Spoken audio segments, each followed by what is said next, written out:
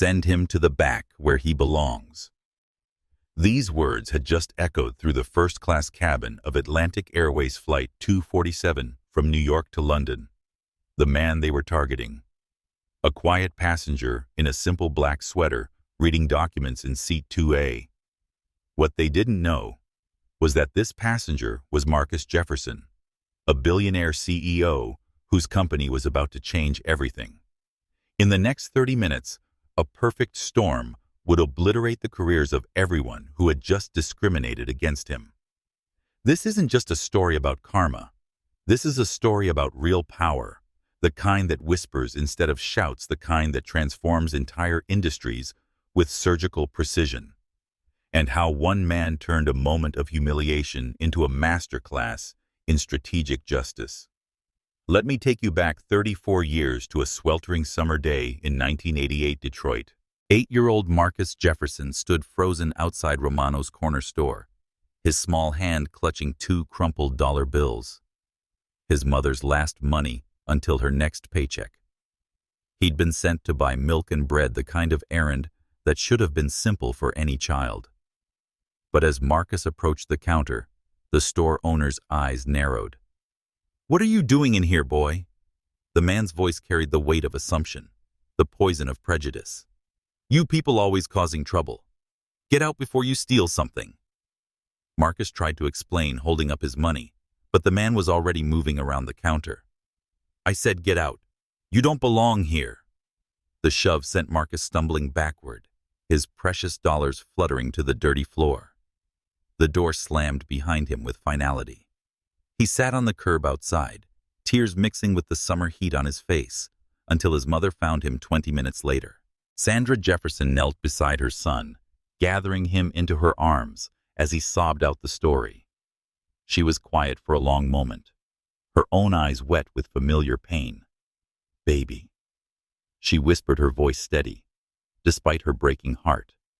"Some people in this world are going to judge you by the color of your skin, instead of the content of your character. They're going to try to make you feel small, try to put you in a box they think you belong in." She lifted his chin so their eyes met. "But you listen to me, Marcus Jefferson. One day you're going to have enough power to change how people like that think.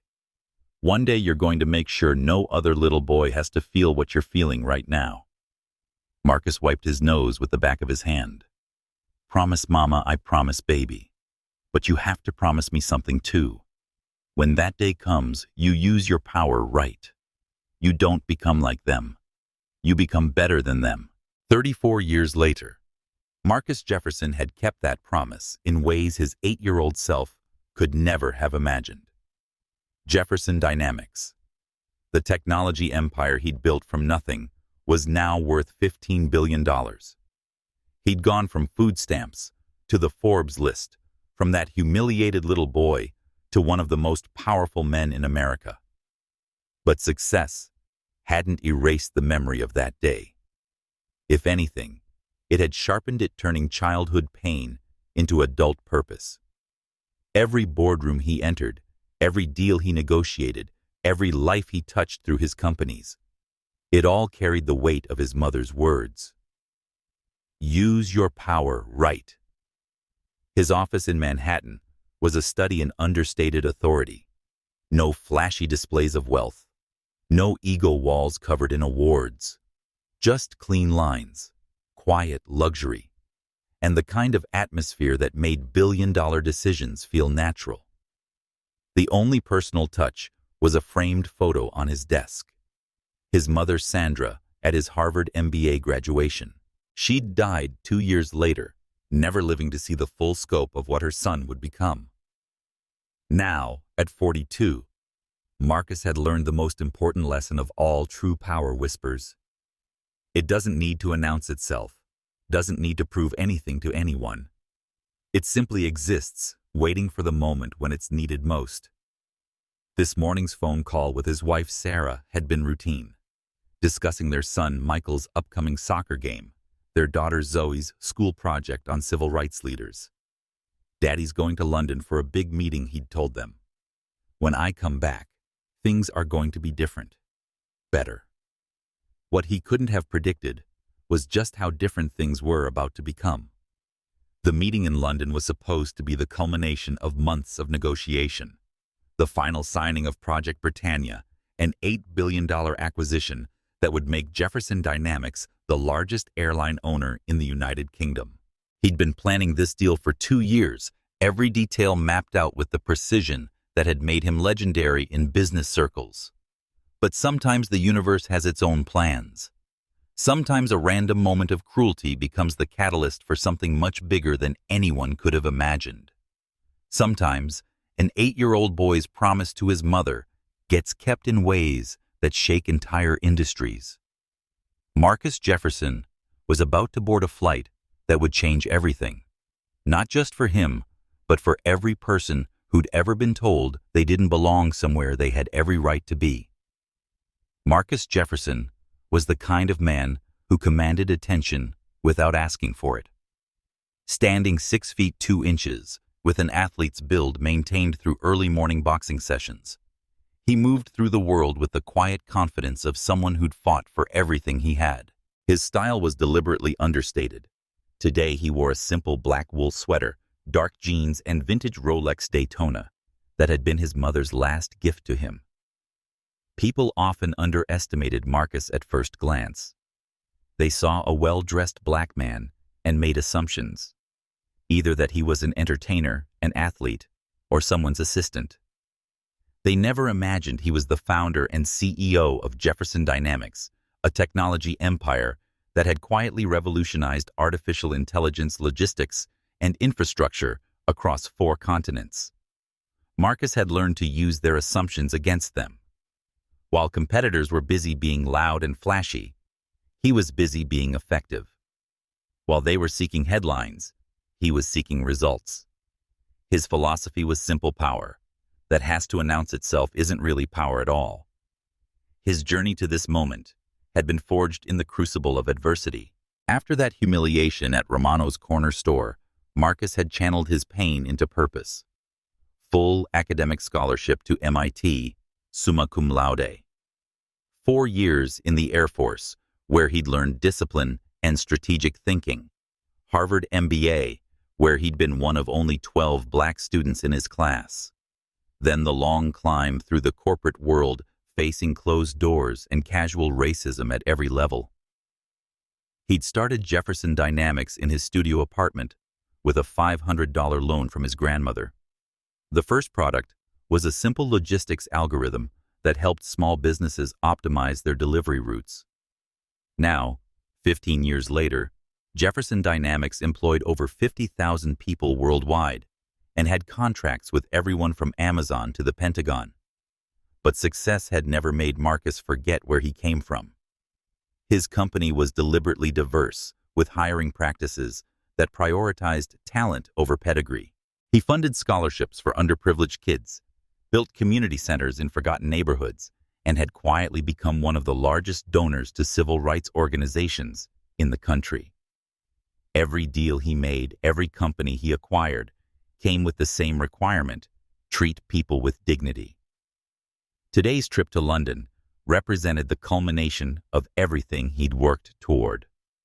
Project Britannia would give Jefferson Dynamics control of Crown Industries, a massive conglomerate that included manufacturing, shipping, and, most importantly, Atlantic Airways, one of Europe's largest airlines. The $8 billion acquisition would make Marcus one of the most powerful men in the global transportation industry. Meanwhile, across the terminal at JFK, a very different kind of man was causing a very different kind of scene.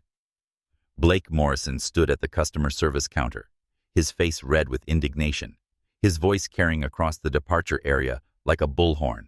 Blake was everything Marcus wasn't: loud where Marcus was quiet, entitled where Marcus was earned, destructive where Marcus was constructive. At 55, Blake had never worked a real day in his life. He'd inherited Morrison real estate from his father, who'd inherited it from his father, creating a legacy of generational wealth built on questionable business practices and discriminatory policies. "This is completely unacceptable," Blake shouted at the gate agent, his blonde hair perfectly styled, His expensive suit rumpled from his dramatic gesturing. "I am a Platinum Elite member. I have been flying with this airline for 20 years. I demand to be upgraded to first class immediately." The gate agent, a young woman named Jessica, maintained her professional composure, despite Blake's aggressive behavior. "Sir, I understand your frustration, but first class is completely sold out. I can put you on the upgrade list, but I cannot guarantee." "Guarantee?" Blake interrupted, his voice rising another octave. "Do you know who I am?" Morrison. Real estate is one of the largest property development companies on the East Coast. I have meetings in London that are worth more than you make in a year. What Blake didn't mention, what he couldn't mention, was that Morrison Real Estate was in serious financial trouble. Years of bad investments, discriminatory lawsuits, and Blake's own incompetent leadership had left the company hemorrhaging money. The London meetings he was so desperate to attend were actually last-ditch attempts to secure emergency funding. Blake Morrison was a man drowning in his own failures, using volume and entitlement to hide his desperation. Watching this display from the departure gate was Isabella Rodriguez, a 28-year-old flight attendant who'd seen enough entitled passengers to recognize the type immediately. Isabella had been working for Atlantic Airways for 3 years, ever since she'd fled Phoenix, with her 7-year-old daughter Sophia, escaping an abusive marriage with nothing but hope and determination. Isabella's life had been a study in quiet courage, working 2 jobs, flight attendant during the week, hotel housekeeping on weekends, to support Sophia and save for a better future. She'd seen every kind of passenger, the kind ones who treated her like a human being, and the cruel ones who saw her as invisible help. She'd learned to spot the difference immediately, and Blake Morrison was clearly the latter. But Isabella had also learned something else in her 3 years of service. She would not be silent when she witnessed injustice. Too many times she'd watched her colleagues enable bad behavior from important passengers, prioritizing profit over principle. Isabella had decided early on that she would rather lose her job than lose her integrity. In the Atlantic Airways Operations Center, another man was having a very different kind of day. James Chen, Vice President of Operations, was reviewing the final passenger manifest for Flight 247 when he noticed something interesting. The name Marcus Jefferson appeared in seat 2A, first class. James made a mental note. Jefferson Dynamics had been in the news lately for some major acquisition activity. He wondered if this was the same Marcus Jefferson, but decided it wasn't his business to speculate. James was a careful man, the son of Taiwanese immigrants who'd taught him that success came through hard work and keeping your head down. He'd risen through the ranks at Atlantic Airways over 15 years, building a reputation for efficiency and problem-solving. What he hadn't developed was a reputation for moral courage. James was the kind of manager who preferred to avoid conflict, to smooth over problems rather than address their root causes. This character flaw would soon be tested in ways James could never have imagined. Also reviewing the passenger manifest were Catherine Williams and Trevor Kingsley, the senior flight crew assigned to Flight 247. Catherine, 48, had been with Atlantic Airways for 25 years, climbing from junior flight attendant to head of cabin service through a combination of competence and strategic networking. She'd learned early that keeping important passengers happy was the key to career advancement, even if it meant treating less important passengers poorly. Catherine's worldview was simple. Some passengers mattered more than others. First-class passengers, frequent flyers, and anyone who looked wealthy deserved her best service. Economy passengers, especially those who didn't look the part, were problems to be managed with minimal effort. Trevor Kingsley, 52, was the flight purser. Technically Catherine's superior, but practically her enabler. Trevor had spent his entire career avoiding difficult decisions, preferring to let stronger personalities like Catherine handle anything controversial. He was 2 years from retirement and had no intention of rocking the boat now. Neither Catherine nor Trevor had any idea that their next flight would be their last. As boarding time approached, these different worlds were about to collide in ways that would change everything. Marcus Jefferson, carrying the weight of his mother's promise and the power to reshape entire industries. Blake Morrison, drowning in his own failures and looking for someone else to blame. Isabella Rodriguez, a single mother with more integrity in her little finger than most people had in their entire bodies. James Chen, about to discover whether he was a leader or just a manager. Catherine Williams and Trevor Kingsley, about to learn that enabling discrimination has consequences. None of them knew that the next few hours would become a case study in how true power responds to injustice, how quiet dignity defeats loud entitlement, and how one moment of courage can change everything. The stage was set. The players were in position. All that remained was for someone to light the fuse. The Senator Lounge at JFK Terminal 4 was an oasis of manufactured calm in the chaos of international travel. Marcus Jefferson sat in a corner armchair, his back to the wall, an old habit from his military days, reviewing the final documents for Project Britannia. The merger papers were dense with legal language, but Marcus read every word. His lawyers had assured him everything was in order, but he trusted no one more than himself when it came to details that mattered. The acquisition of Crown Industries would officially close tomorrow morning in London, pending his signature and the wire transfer of $8 billion. But Marcus had built in contingencies, secret clauses that would allow him to accelerate the timeline if necessary. He'd learned long ago that in business, as in war, the ability to change tactics quickly often meant the difference between victory and defeat. His encrypted phone buzzed with a text from his COO, Rebecca Martinez. All systems green for tomorrow. Legal team standing by. Have a safe flight, boss. Marcus smiled slightly. Rebecca had been with him for 8 years, one of the few people who understood both his business acumen and his deeper motivations. She knew this acquisition wasn't just about money. It was about positioning Jefferson Dynamics to fight discrimination from the inside of major industries. Across the terminal, Blake Morrison was having a very different kind of preparation.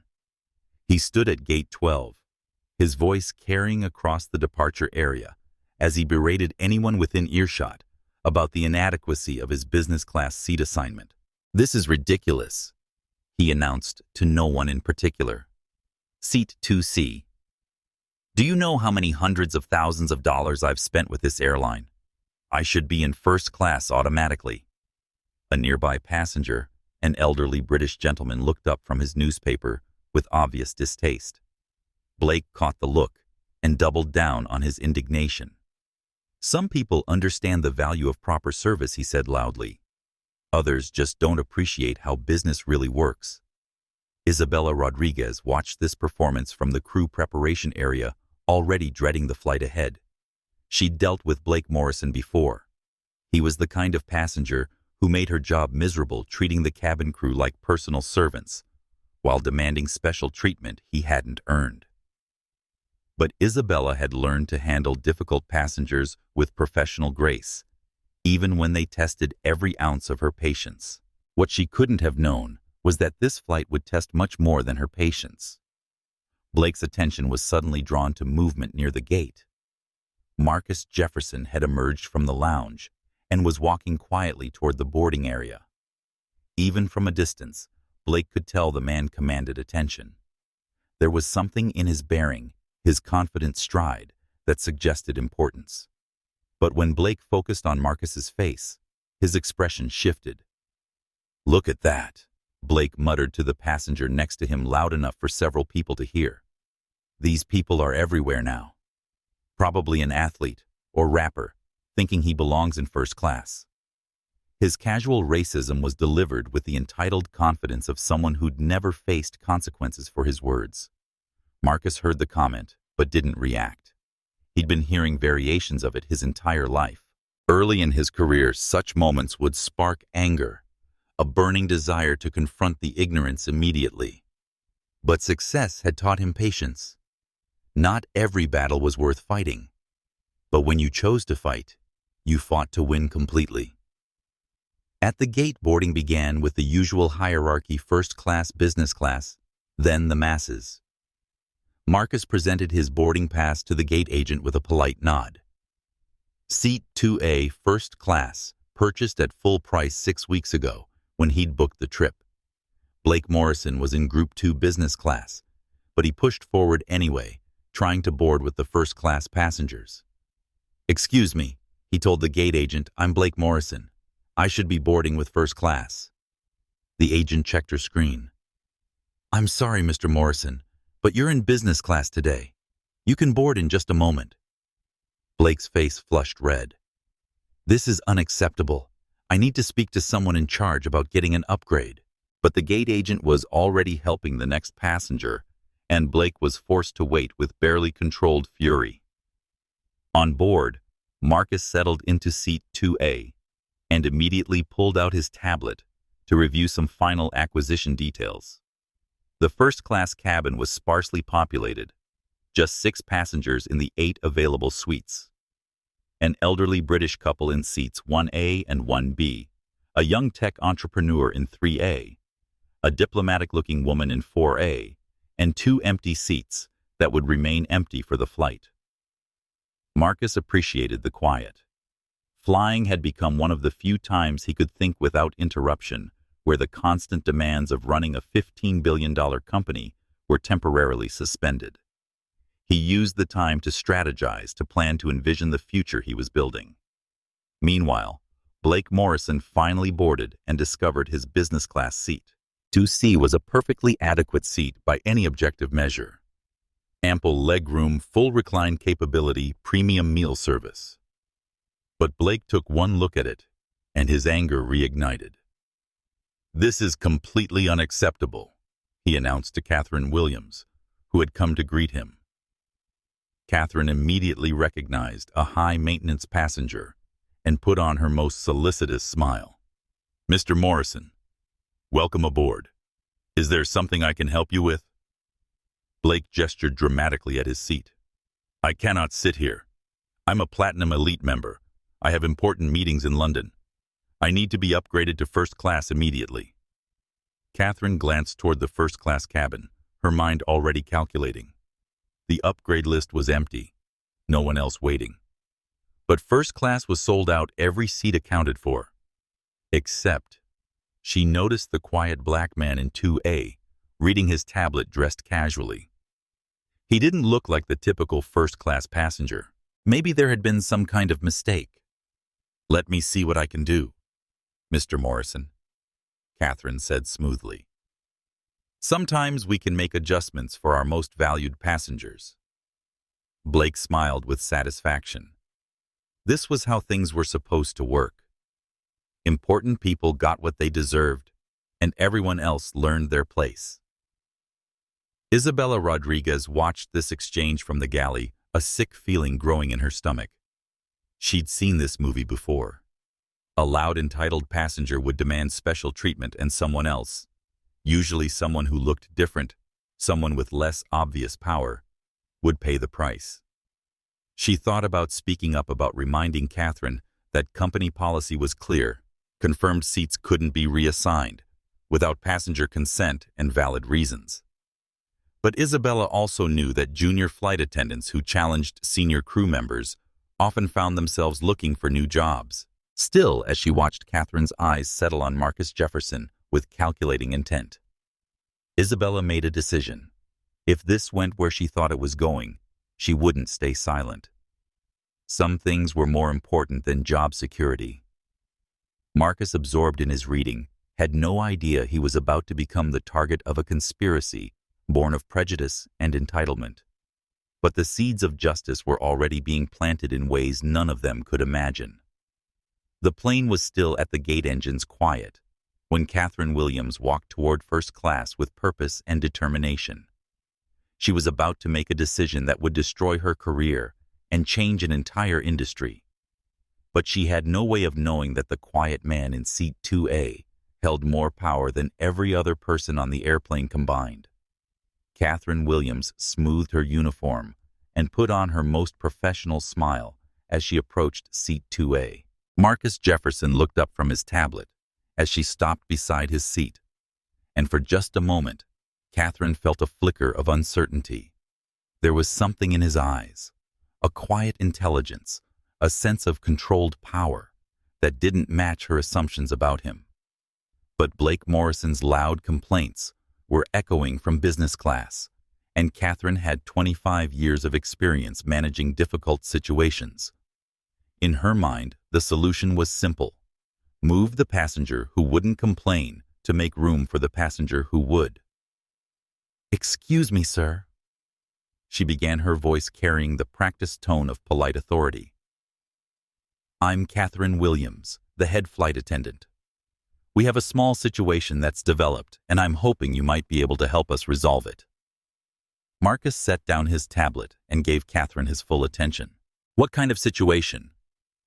"Well, we have a very valued customer in business class who's experiencing some difficulties with his seat assignment. He's one of our Platinum Elite members, and frankly, there's been a computer error that's caused some confusion with the bookings." Catherine's story was smooth rehearsed from years of similar situations. "We're hoping we might be able to move you to an excellent seat in business class so we can accommodate him up here."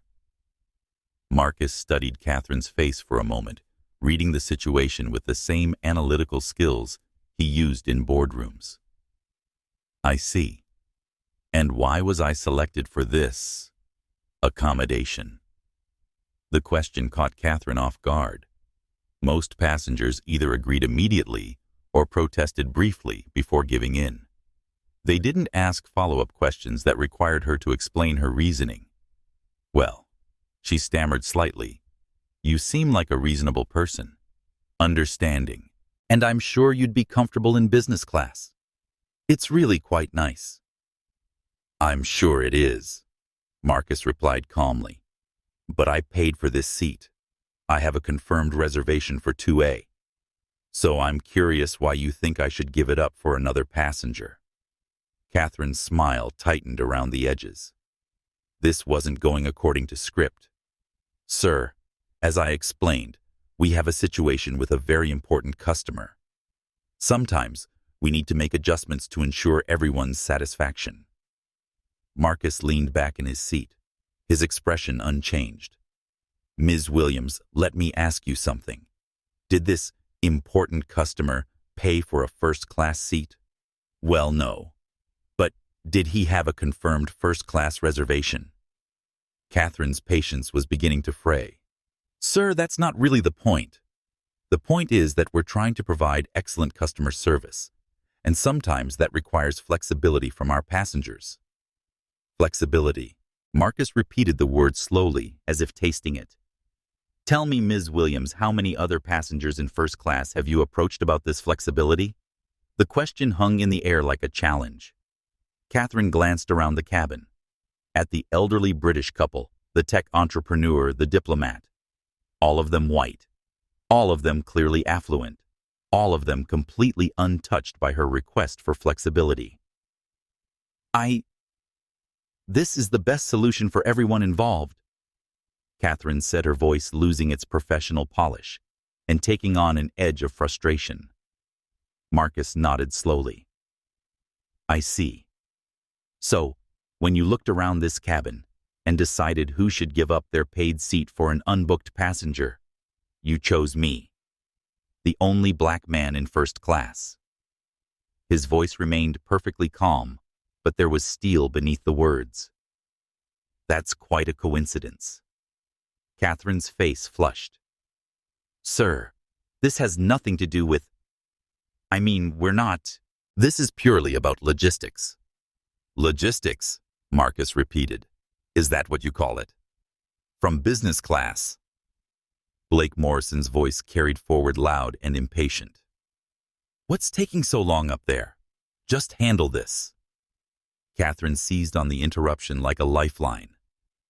"You see, our passenger is getting very upset. We really need to resolve this quickly."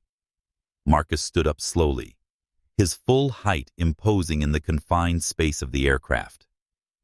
"Ms. Williams, I want to be very clear about something. I am not moving from this seat. I paid for it.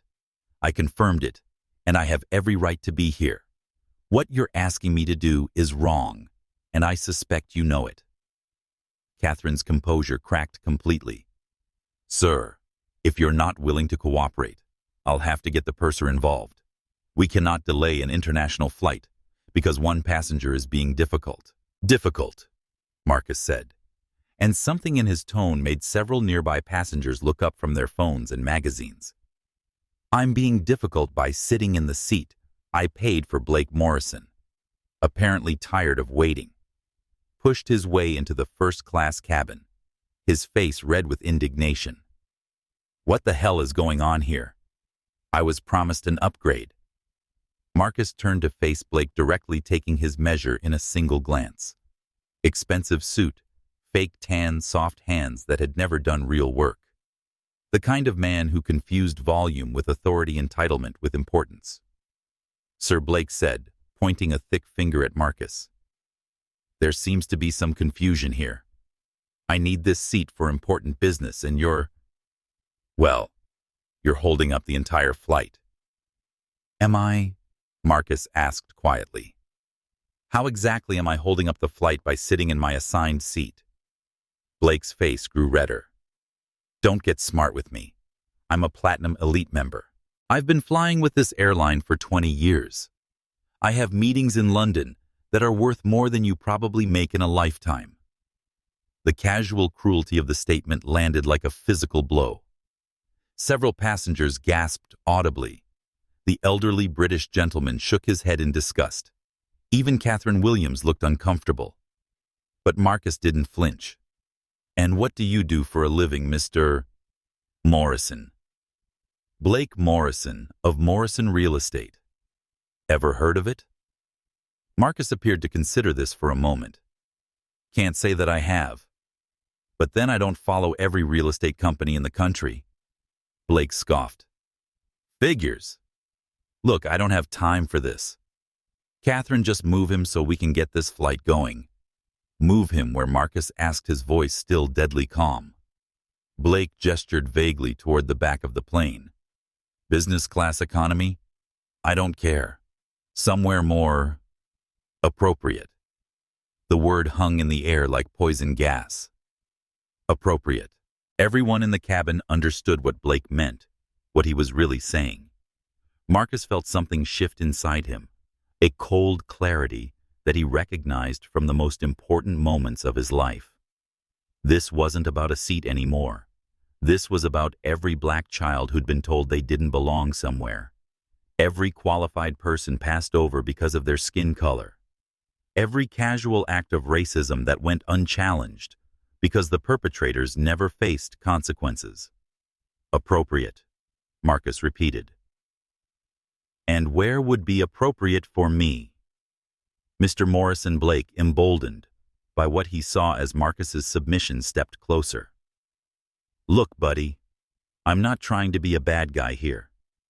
But some people understand how the world works, and others need to learn their place. I'm sure you're a nice enough guy, but I have important business to conduct, and I need this seat. And I need to learn my place.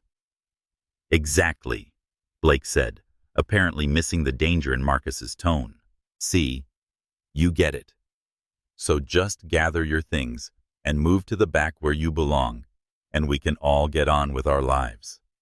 The words "back where you belong" echoed through the cabin like a gunshot. Isabella Rodriguez, watching from the galley, felt tears spring to her eyes. The tech entrepreneur in 3A pulled out his phone and started recording. The British couple looked mortified. Catherine Williams realized she'd lost control of the situation entirely. Gentlemen, please, let's all just calm down. I am calm, Marcus said. And it was true. He was the calmest person on the airplane. But beneath that calm was a decision crystallizing, a plan, forming with the precision and ruthlessness that had made him one of the most successful businessmen in America. Trevor Kingsley finally appeared, drawn by the commotion. As the flight purser, he technically outranked Catherine. But one look at the situation told him everything he needed to know. Important passenger upset economy, passenger causing problems. Solution. Obvious. "Sir," he said to Marcus, "I'm Trevor Kingsley, the flight purser. I understand there's been some confusion about seating arrangements." "No confusion at all," Marcus replied. "I'm sitting in my assigned paid-for seat.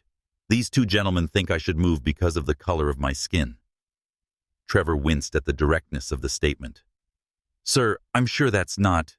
I mean, this is just about customer service and making everyone comfortable." "Making everyone comfortable," Marcus repeated.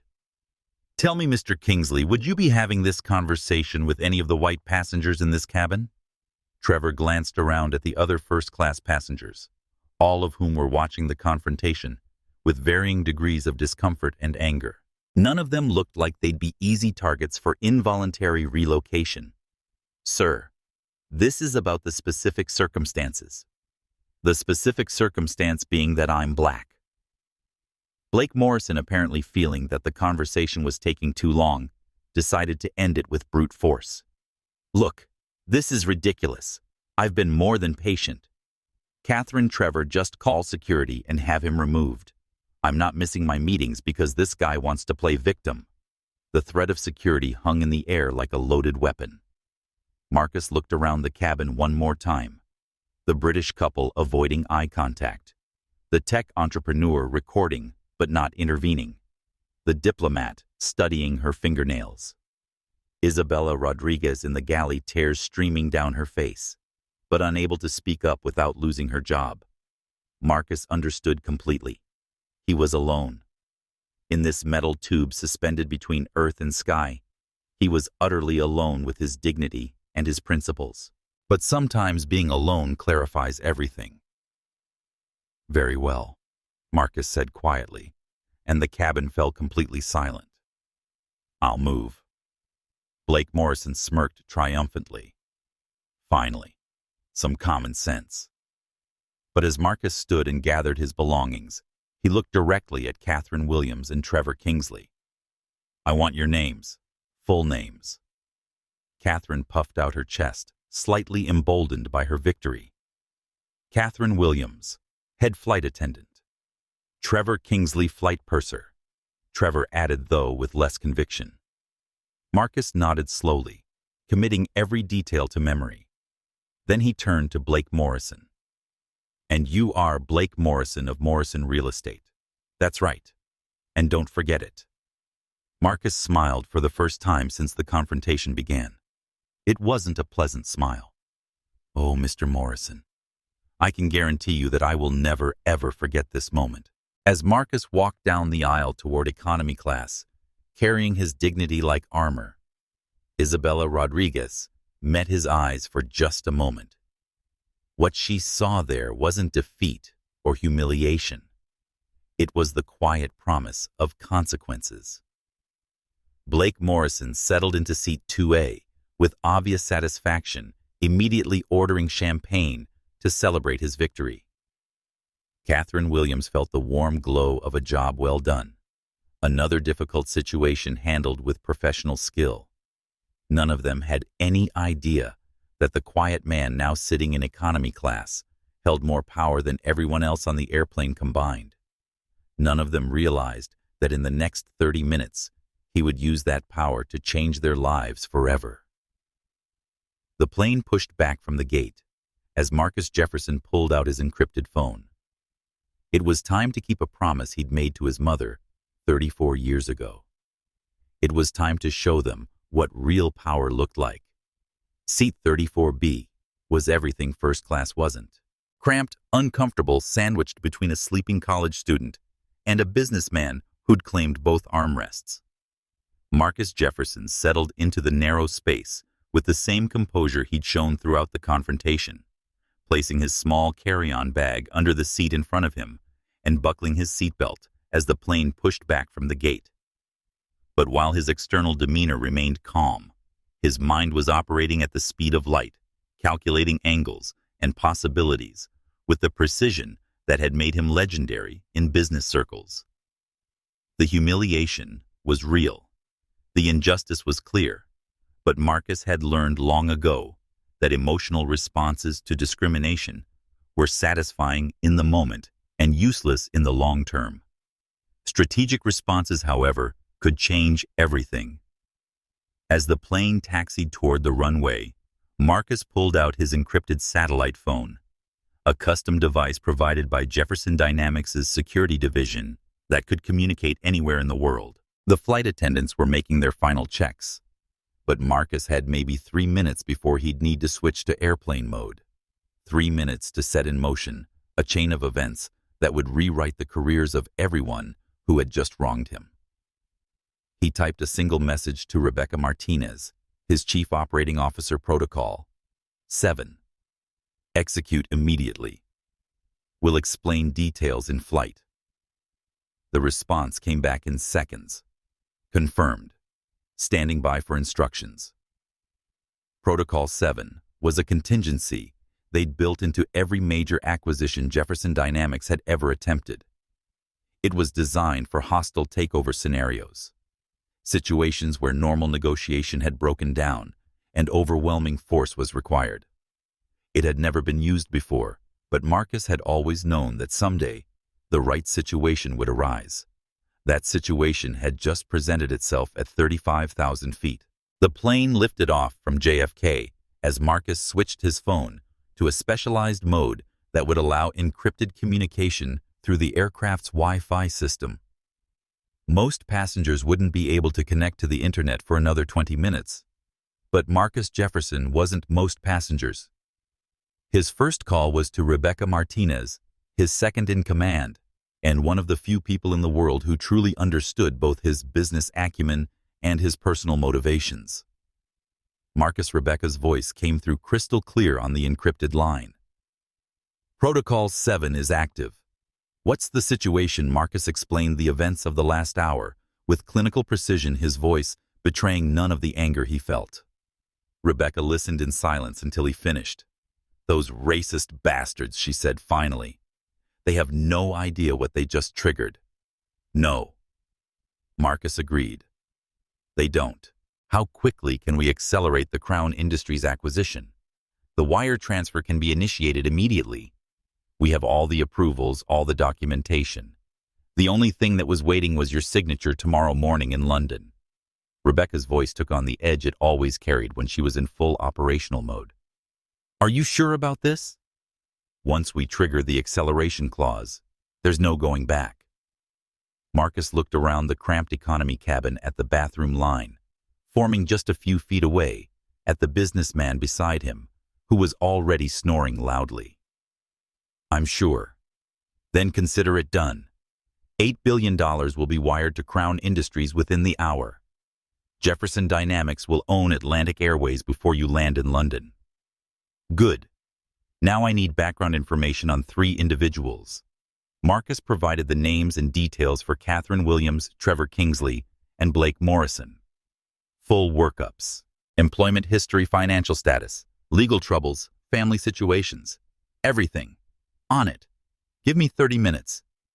While Rebecca worked her magic from the Jefferson Dynamics headquarters in Manhattan, Marcus began the second phase of his response. He opened his laptop and connected to the aircraft's Wi-Fi, his access credentials bypassing the normal pay-per-use system that regular passengers faced. His first stop was Morrison Real Estate's financial records. As a major player in the commercial real estate world, Jefferson Dynamics had access to industry databases that painted a clear picture of every company's health. What Marcus discovered about Blake Morrison's empire was both fascinating and useful. Morrison Real Estate was dying. The company that Blake had inherited from his father was hemorrhaging money weighed down by bad investments, discriminatory lawsuits, and Blake's own incompetent leadership. The company owed nearly $50 million to various creditors, and Marcus realized with dark satisfaction that several of those creditors were actually subsidiaries of Jefferson Dynamics. Blake Morrison didn't just owe money to random banks. He owed money to Marcus Jefferson. The irony was perfect. The man who had just told him to go back where he belonged was actually financially dependent on him for survival. Blake just didn't know it yet. Marcus's phone buzzed with an update from Rebecca. Wire transfer confirmed. Crown Industries board meeting called for emergency session. We officially own Atlantic Airways as of 15 minutes ago. James Chen has been briefed and is standing by for instructions. James Chen, the VP of Operations for Atlantic Airways, was about to have the most shocking day of his career. Marcus had researched Chen during the acquisition process and found him to be competent, but unremarkable. The kind of manager who kept things running smoothly, but rarely made waves. Today, James Chen was going to learn what leadership really meant. Marcus typed a response. "Patch me through to Chen. It's time for him to meet his new boss." The call connected within minutes. James Chen's voice came through slightly confused and very nervous. "Mr. Jefferson, I was told you wanted to speak with me urgently. I'm not sure I understand what's happening." Mr. Chen, Marcus said calmly. "As of 20 minutes ago, Jefferson Dynamics owns Atlantic Airways. I am your new chairman and majority stockholder." The silence on the other end of the line lasted so long that Marcus wondered if the connection had been lost. Finally, Chen spoke, his voice barely above a whisper. What? How is that possible? The details aren't important right now. What is important is that I'm currently on one of your aircraft Flight 247 from JFK to London, and I've just experienced the most appalling display of customer service and discrimination I've ever encountered. Marcus recounted the events in the first-class cabin with the same clinical precision he'd used with Rebecca. By the time he finished, James Chen sounded like he was hyperventilating. "Mr. Jefferson, I cannot begin to express how horrified I am. This is completely against company policy. We have zero tolerance for discrimination." "Do you?" Marcus asked quietly. "Because your crew just demonstrated that your company has quite a lot of tolerance for discrimination when it suits their purposes." "Sir, I will investigate this immediately. I will review the security footage. Interview the crew." Mr. Chen, Marcus interrupted. "The time for investigation is over. I was personally humiliated by your employees, and they did it because they thought I was powerless to respond." They were wrong. Marcus could hear Chen typing frantically on his computer. "Sir, what? What do you need from me?"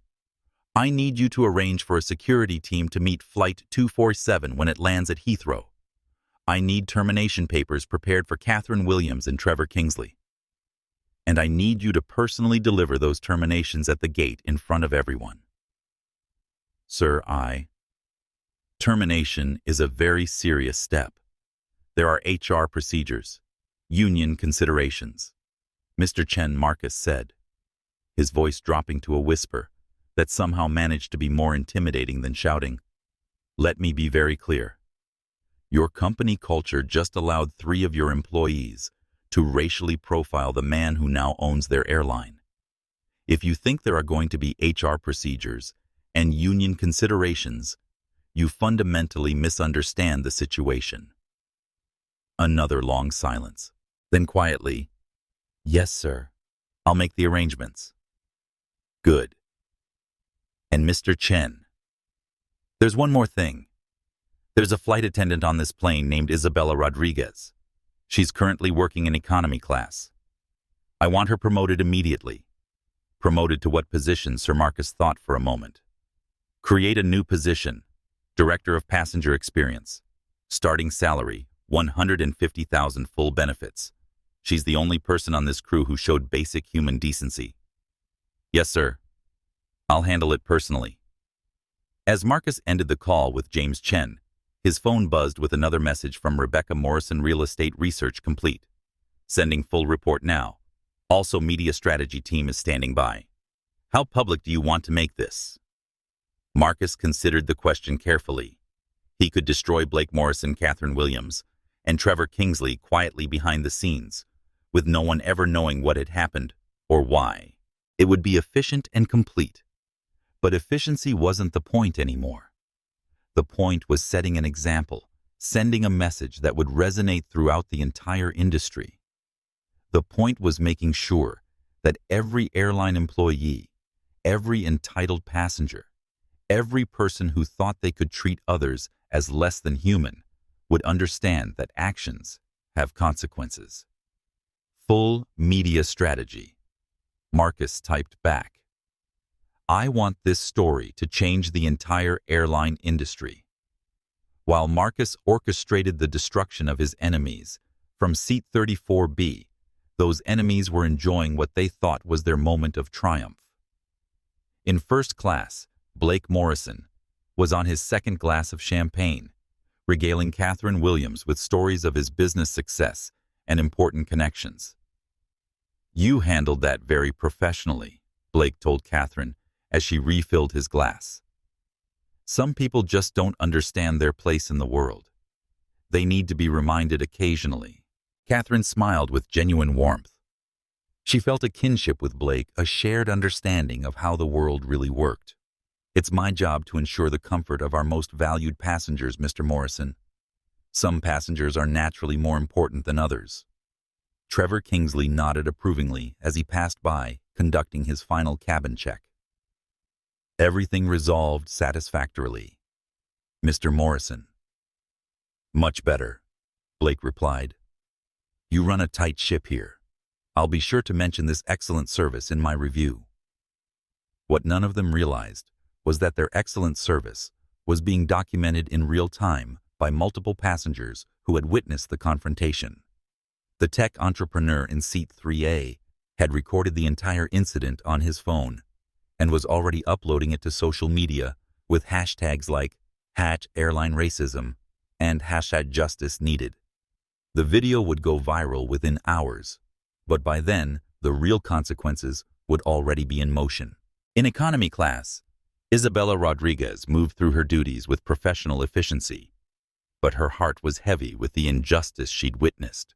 She'd brought Marcus an extra pillow and a bottle of water, small gestures that felt inadequate in the face of what had happened to him. "Is there anything else I can get for you, sir?" she asked quietly as she passed his row. Marcus looked up from his laptop, where he was reviewing the financial destruction of Morrison Real Estate in real time. "Just your name," he said gently. "I didn't catch it earlier." "Isabella Rodriguez, sir." Marcus smiled, and for the first time since the confrontation, it was a genuinely warm expression.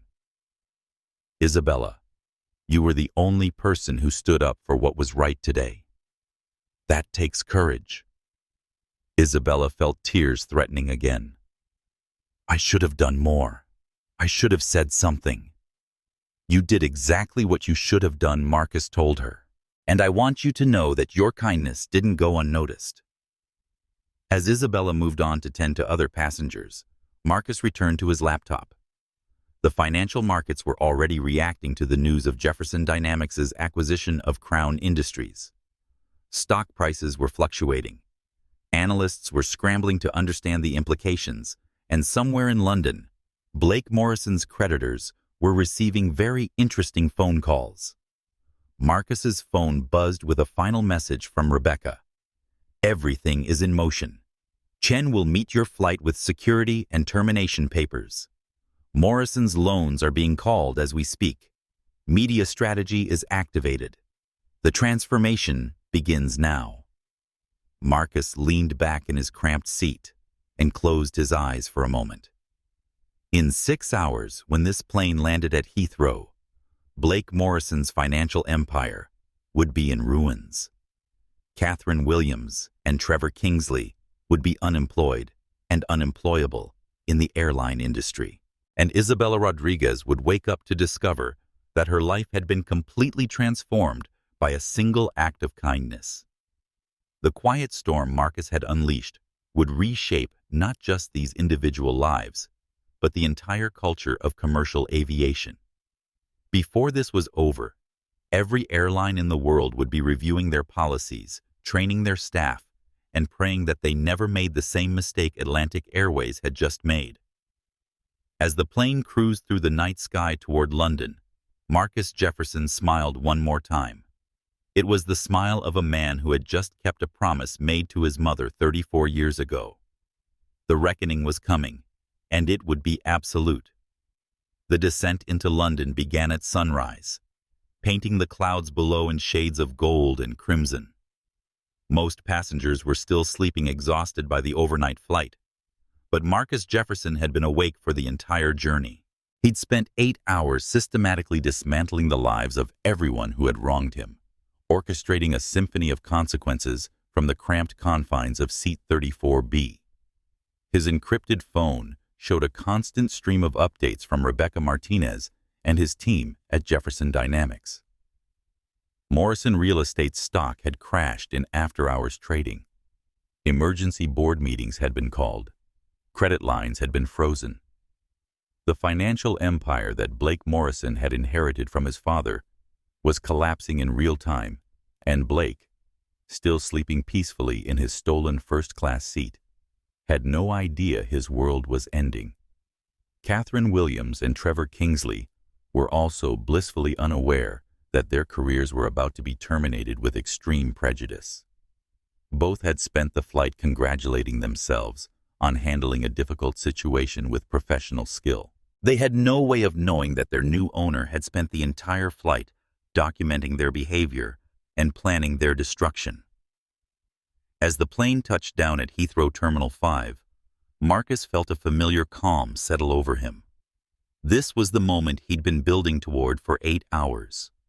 The moment when consequences would finally catch up with actions, when justice would be served with surgical precision. The aircraft taxied toward Gate B7, but even before it reached the jetway, Marcus could see unusual activity through the small window. Multiple vehicles surrounded the gate area: security cars, executive sedans, and what appeared to be a mobile command center. Blake Morrison stirred in first class, checking his expensive watch with satisfaction. Right on time, he announced to Catherine Williams, who was preparing the cabin for arrival. "I have a very important meeting at 9 o'clock. Make sure the VIP escort is waiting." Catherine smiled obsequiously. "Of course, Mr. Morrison. I'll personally ensure you're taken care of." What Catherine didn't know was that the VIP escort waiting at the gate wasn't there for Blake Morrison. It was there for the quiet man in economy class who had just purchased their entire airline. The seatbelt sign chimed off, and passengers began the familiar ritual of gathering their belongings. Blake Morrison pushed his way to the front of the line, demanding to be the first off the aircraft. "I have priority deplaning," he announced loudly. "Important business meeting." Catherine Williams facilitated his exit with practiced efficiency, opening the aircraft door to reveal the jetway beyond. But instead of the normal ground crew, a group of officials waited just outside the aircraft door. Leading them was James Chen, the Atlantic Airways VP of Operations, his face pale with anxiety and his hands shaking slightly as he held a tablet containing termination orders. Behind Chen stood 2 airport security officers, a legal representative from Jefferson Dynamics, and a woman with a press badge who was already taking photographs. Blake Morrison stepped off the aircraft with confident swagger, expecting immediate VIP treatment. Instead, he found himself face to face with James Chen, who was looking past him with obvious desperation. "Excuse me," Blake said imperiously. "I'm Blake Morrison. Where's my escort?" Chen barely glanced at him. "Sir, please step aside. I'm looking for someone else." Blake's face flushed red with indignation. "Step aside. Do you know who I am? I demand to speak to your supervisor immediately." But Chen's attention was focused on the aircraft door, where passengers continued to deplane. The elderly British couple emerged looking confused by all the official attention. The tech entrepreneur appeared still scrolling through his phone, where the video of Blake's racist outburst was now trending globally. The diplomat walked past with practiced indifference to chaos. And then Marcus Jefferson appeared in the doorway. Even in the cramped economy section, Even after 8 hours of deliberate humiliation, Marcus commanded attention. He stepped off the aircraft with quiet dignity, carrying his small bag and surveying the scene with the calm assessment of a man who had orchestrated every detail. James Chen's eyes widened with recognition, and he stepped forward with obvious relief and terror. "Mr. Jefferson." "Sir, I'm James Chen, VP of Operations. Welcome to London." The simple introduction had an electrifying effect on everyone within earshot. Blake Morrison's confident expression cracked slightly. That name sounded familiar, but he couldn't quite place it. Catherine Williams and Trevor Kingsley, who had followed the first-class passengers off the aircraft, stopped dead in their tracks. Marcus looked at James Chen with the same calm assessment he'd been using all night. "Mr. Chen, I trust you received my instructions." "Yes, sir. Everything has been arranged exactly as you specified." Chen's voice was tight with nervous energy. "The security team is standing by. The legal documentation is prepared, and I have the termination orders ready for execution." The word termination cut through the morning air like a blade. Catherine Williams stepped forward, her professional smile wavering. "Excuse me, but I think there's been some confusion. I'm Catherine Williams, head flight attendant on this aircraft." "What termination orders?" Marcus turned to face Catherine directly, and for the first time since the confrontation in first class, he smiled. It wasn't a pleasant expression. "Ms. Williams, thank you for joining us. You're exactly who we need to speak with." Blake Morrison was beginning to understand that something was seriously wrong. "Jefferson," he muttered, the name finally clicking into place. "You're Marcus Jefferson of Jefferson Dynamics." "That's correct, Mr. Morrison. I believe we met briefly during the flight." Blake's face went from red to ashen in the space of a heartbeat. Jefferson Dynamics was one of the largest technology companies in the world.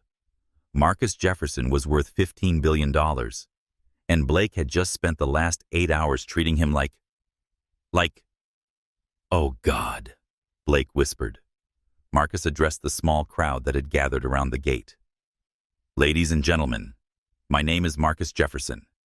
As of approximately 8 hours ago, Jefferson Dynamics became the majority owner of Atlantic Airways. I am now the chairman of this airline."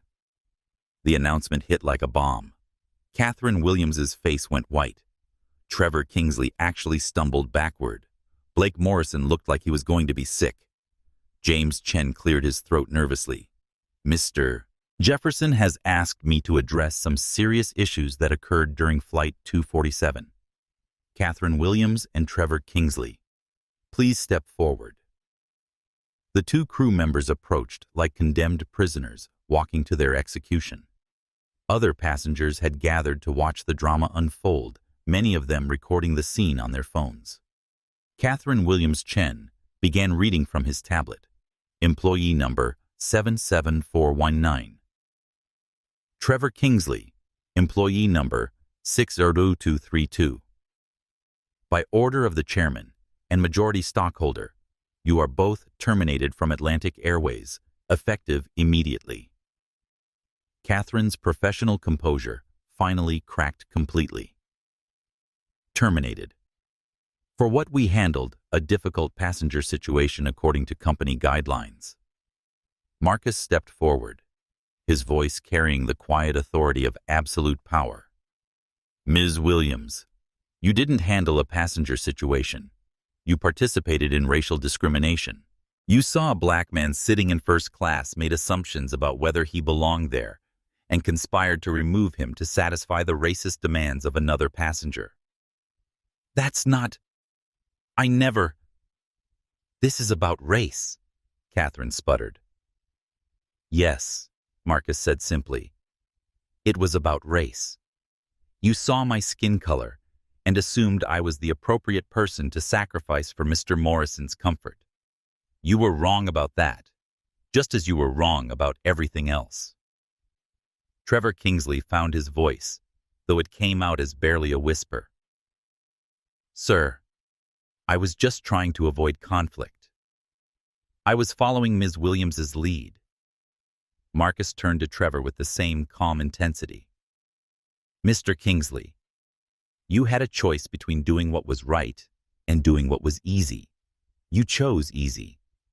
When I pointed out that your actions were discriminatory, you threatened to have me removed by security.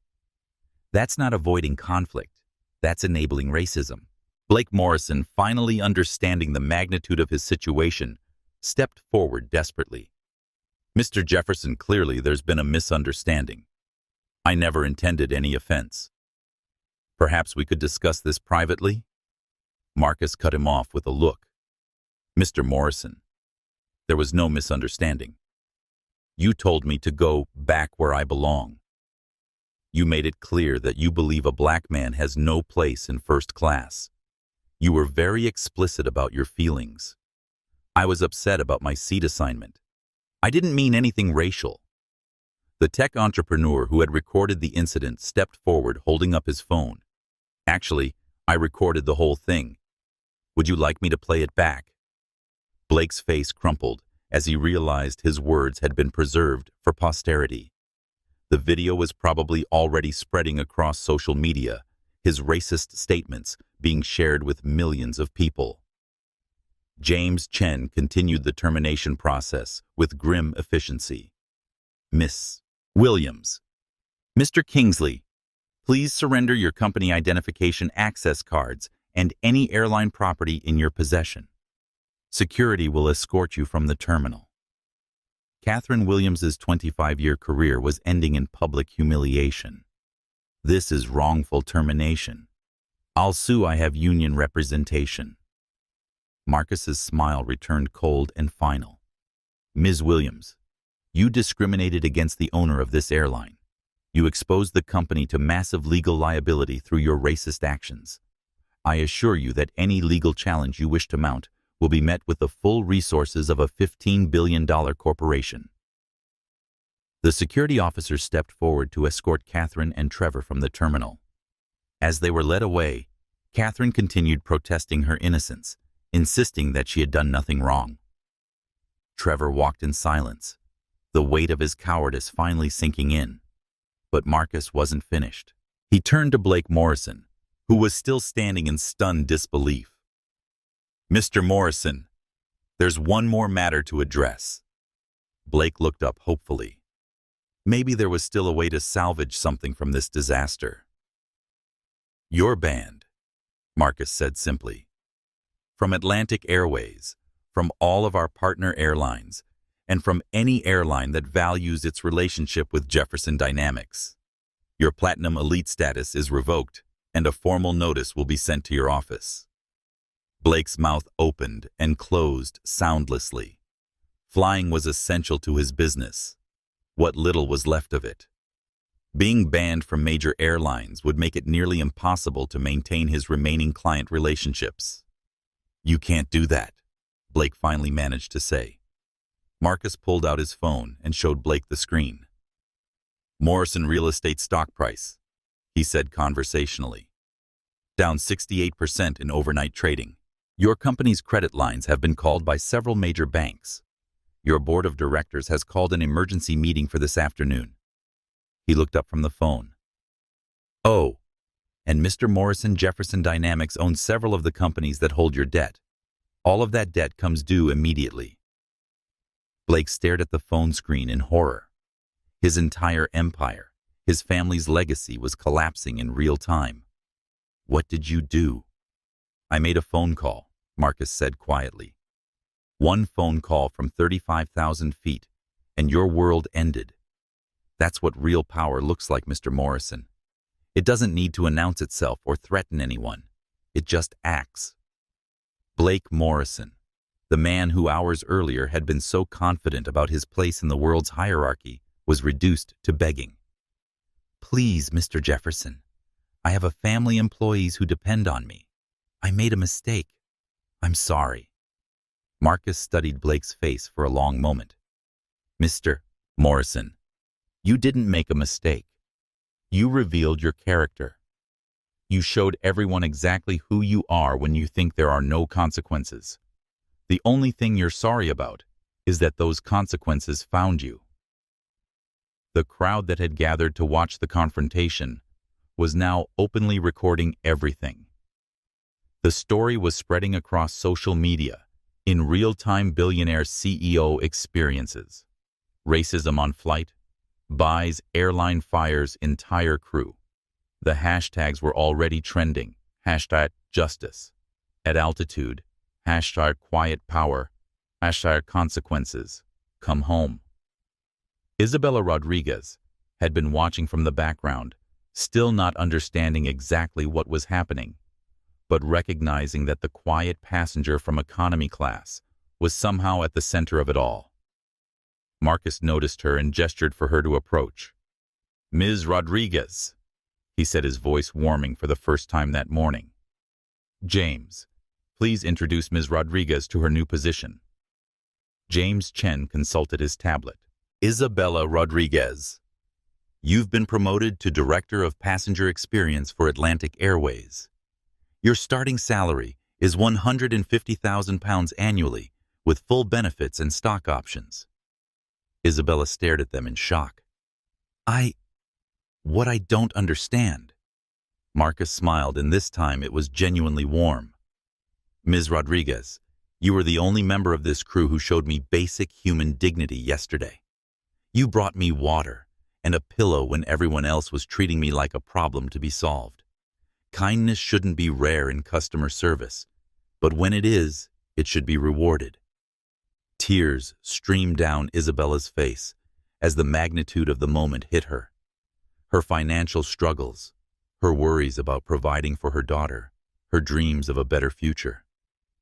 All of it was suddenly, miraculously transformed. "Thank you," she whispered.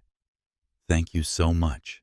"Thank you," Marcus replied, "for reminding me that good people exist at every level of every organization.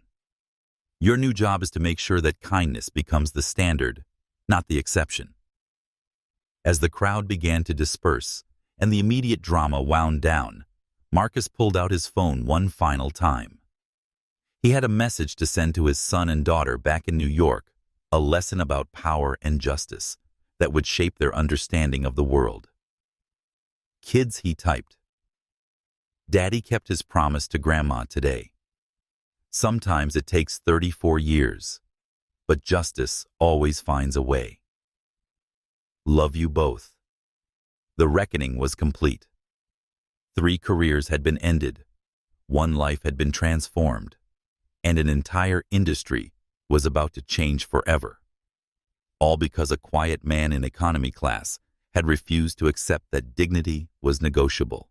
As Marcus Jefferson walked through Heathrow Terminal toward his waiting car, he carried with him the satisfaction of a promise kept and a job well done. The little boy who had been humiliated in a Detroit corner store had grown up to become the man who could reshape entire industries with a single phone call. True power. Marcus reflected, really did whisper. But when it spoke, the whole world listened. The story of Flight 247 exploded across global media within hours of landing. The tech entrepreneur's video showing Blake Morrison's racist demands and the crew's compliance had been viewed over 2 million times before Marcus Jefferson even reached his London hotel. But what turned a viral moment into a cultural phenomenon was the revelation of who the quiet passenger in economy class actually was. Billionaire CEO buys airline. After experiencing discrimination, became the headline that dominated news cycles across 3 continents. But Marcus Jefferson wasn't interested in personal vindication. He was interested in systematic change.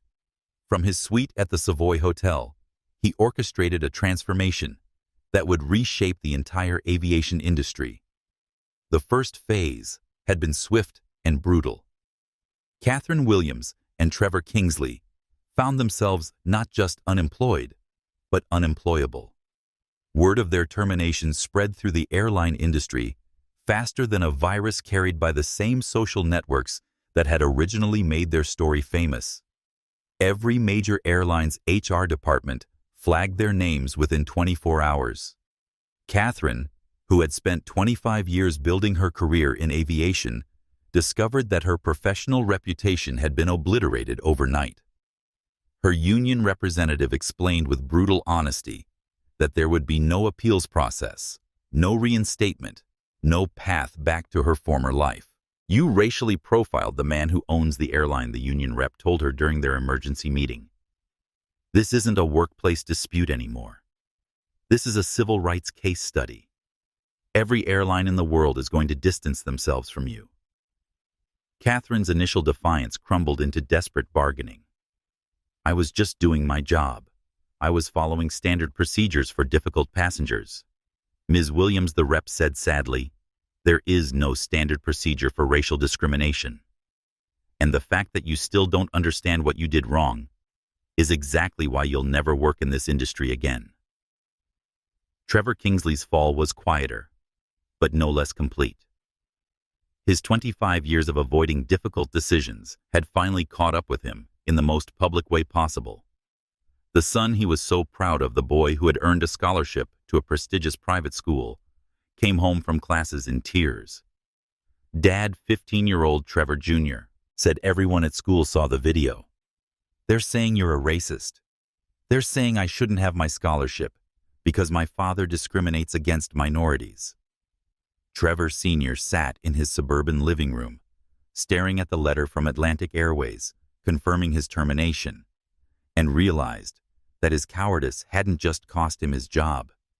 It had damaged his son's future and shattered his family's reputation in their community. But the most spectacular destruction was reserved for Blake Morrison. Within 48 hours of landing in London, Morrison Real Estate had filed for Chapter 11 bankruptcy protection. The company that had been in the Morrison family for 3 generations was finished destroyed by a combination of existing debt called loans and the complete evaporation of business relationships. The real estate industry moved fast when it came to distancing itself from scandal. Clients canceled contracts, partners withdrew from joint ventures, and the Morrison family's social circle evaporated like morning mist. Blake found himself facing not just financial ruin, but complete social exile. His wife Jennifer filed for divorce within a week, citing irreconcilable differences and moral bankruptcy in the paperwork. His 2 adult children refused to take his calls. The country club where he'd been a member for 20 years revoked his membership. The private school where he'd served on the board asked for his resignation. Blake Morrison went from being a man who believed he could command others to move back where they belonged to a man who discovered he no longer belonged anywhere. Meanwhile, Isabella Rodriguez was experiencing a transformation that felt like a fairy tale. Her promotion to Director of Passenger Experience came with responsibilities she had never imagined and resources that seemed unlimited. Marcus Jefferson had made it clear that her job was nothing less than to revolutionize how Atlantic Airways treated every passenger from first class to economy. "I want you to build a culture where what happened to me could never happen again," Marcus told her during their first official meeting at the Jefferson Dynamics London office. Not just because of policies and procedures, but because every employee understands that dignity isn't negotiable. Isabella threw herself into the work with the passion of someone who had experienced discrimination firsthand. She developed new training programs that went beyond the traditional customer service scripts, focusing instead on recognizing and eliminating unconscious bias. She created reporting systems that allowed passengers and employees to flag discriminatory behavior without fear of retaliation. Most importantly, she began hiring a new generation of airline employees who reflected the diversity of the passengers they served. Within 6 months, Atlantic Airways had become the most sought-after employer in the aviation industry, known for treating both customers and employees with unprecedented respect. The ripple effects spread far beyond Atlantic Airways. Other airlines, terrified of experiencing their own Jefferson Dynamics moment, began implementing similar changes. The International Air Transport Association created new guidelines for passenger treatment. Business schools started teaching the Atlantic Airways case study as an example of how corporate culture could be transformed overnight. Marcus Jefferson became a reluctant icon of strategic justice. Speaking invitations poured in from universities, conferences, and corporate boards. Time magazine named him one of the most influential people of the year. Harvard Business School created a fellowship in his name. But Marcus was careful to share the spotlight. In every interview, every speech, every public appearance, he made sure to highlight Isabella Rodriguez's role in the transformation. She was the only person on that plane who chose courage over convenience, he would say. The real hero of this story isn't the billionaire who bought an airline. It's the single mother who risked her job to show kindness to a stranger. The personal costs of the confrontation were severe, but unequally distributed. Catherine Williams found work as a customer service representative at a department store, making a third of her former salary. She lived in a studio apartment, driving a 15-year-old car, bitter about the overreaction that had destroyed her life. Trevor Kingsley took early retirement and spent his days volunteering at a community center, trying to make amends for his cowardice. His marriage survived, but barely, and his relationship with his son remained strained. Trevor Jr. kept his scholarship but changed his last name, determined to build his own reputation, separate from his father's legacy. Blake Morrison's fall was the most complete. He lost his Manhattan penthouse, his Hamptons estate, his collection of luxury cars, and his art collection. The man who had once boasted about his wealth found himself living in a studio apartment in Queens, working as a real estate agent for a discount brokerage. The psychological toll was even worse than the financial damage. Blake had built his entire identity around his sense of superiority, his belief that he was inherently more valuable than others. Losing everything forced him to confront the hollowness of that worldview. After 18 months of therapy, Blake Morrison began to understand what he had really lost on Flight 247. It wasn't just money or status. It was his humanity. The racist attitudes he had inherited from his father and grandfather had poisoned his ability to see other people as equals. The confrontation with Marcus Jefferson had simply revealed a moral bankruptcy that had been growing for decades. Meanwhile, the transformation of Atlantic Airways continued at breathtaking speed. Under Isabella's leadership, the airline implemented the most comprehensive anti-discrimination policies in the industry. Customer satisfaction scores reached historic highs. Employee retention improved dramatically. The company's stock price doubled within a year of Marcus's acquisition. But the most profound changes were cultural. Flight attendants who had once catered to entitled passengers while ignoring others learned to provide excellent service to everyone. Gate agents stopped making assumptions about who belonged in first class based on appearance. The airline became known for treating a minimum wage worker flying to a job interview with the same respect as a Fortune 500 CEO. Isabella Rodriguez became the face of this transformation.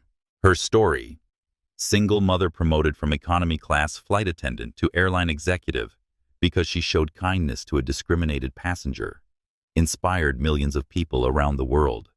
She received job offers from major corporations, book deals from publishers, and speaking invitations from universities. But Isabella chose to stay at Atlantic Airways, committed to the mission Marcus had given her. "This isn't about my career," she told a reporter from Forbes. "This is about making sure that no one else has to experience what Mr. Jefferson experienced on that flight. This is about building a world where dignity isn't a luxury good." The social media impact of the story continued to ripple outward. Justice at altitude became a rallying cry for anyone who had experienced discrimination in customer service. Workers in hotels, restaurants, retail stores, and other service industries began sharing their own stories of witnessing or experiencing bias. The movement grew beyond aviation to encompass all forms of commercial discrimination. Other billionaires took notice of Marcus's approach. Instead of using their wealth for personal revenge, several high-profile executives began using Jefferson Dynamics tactics, strategic systematic responses to discrimination that created lasting institutional change rather than just personal satisfaction. The legal implications were significant as well. Employment lawyers began citing the Atlantic Airways case in discrimination lawsuits. The speed and thoroughness of Catherine Williams and Trevor Kingsley's termination set new precedents for how companies could respond to employee racism. Union protections that had previously shielded discriminatory behavior were re-examined and strengthened to protect victims rather than perpetrators. Academic researchers began studying the Atlantic Airways transformation as a model for rapid organizational change. Business schools incorporated the case into their ethics curricula. Sociology departments analyzed the social media response as an example of how viral moments could drive systemic reform. The international response was equally significant. European Union aviation authorities implemented new passenger rights protections based on the Atlantic Airways model. Asian airlines adopted similar anti-discrimination policies. The story became a global symbol of how individual courage could drive institutional change. Marcus Jefferson's own life changed in ways he hadn't anticipated. The man who had built his career on quiet influence found himself thrust into a public role as a civil rights leader. Speaking invitations came from the NAACP, the United Nations, and heads of state. His personal story, from humiliated 8-year-old to transformative business leader, became a powerful narrative about the long arc of justice. But Marcus was careful not to let the attention go to his head. He continued to live modestly, continued to focus on his core business, and continued to emphasize that the real heroes of the story were people like Isabella Rodriguez, who chose courage in small moments when no one was watching. The anniversary of Flight 247 became an annual observance at Atlantic Airways. April 15th was designated as Dignity Day, a company-wide holiday focused on celebrating diversity and inclusion. Employees shared stories of positive customer interactions, participated in bias training, and recommitted to the values that had made the airline a model for the industry. Isabella Rodriguez was invited to speak at the first Dignity Day celebration. Standing before an audience of 10,000 Atlantic Airways employees, she reflected on how much had changed since that morning at Heathrow. "A year ago, I was a single mother, working 2 jobs, worried about my daughter's future, hoping that someday things might get better," she said. "Today, I'm standing here as proof that kindness matters, that courage counts, and that one person's integrity can change everything." The audience erupted in applause, but Isabella wasn't finished. Mr. Jefferson could have responded to that discrimination with anger, with lawsuits, with personal revenge. Instead, he chose to build something better. He chose to create change that would protect not just him, but everyone who comes after him. That's what real power looks like. That's what real justice accomplishes.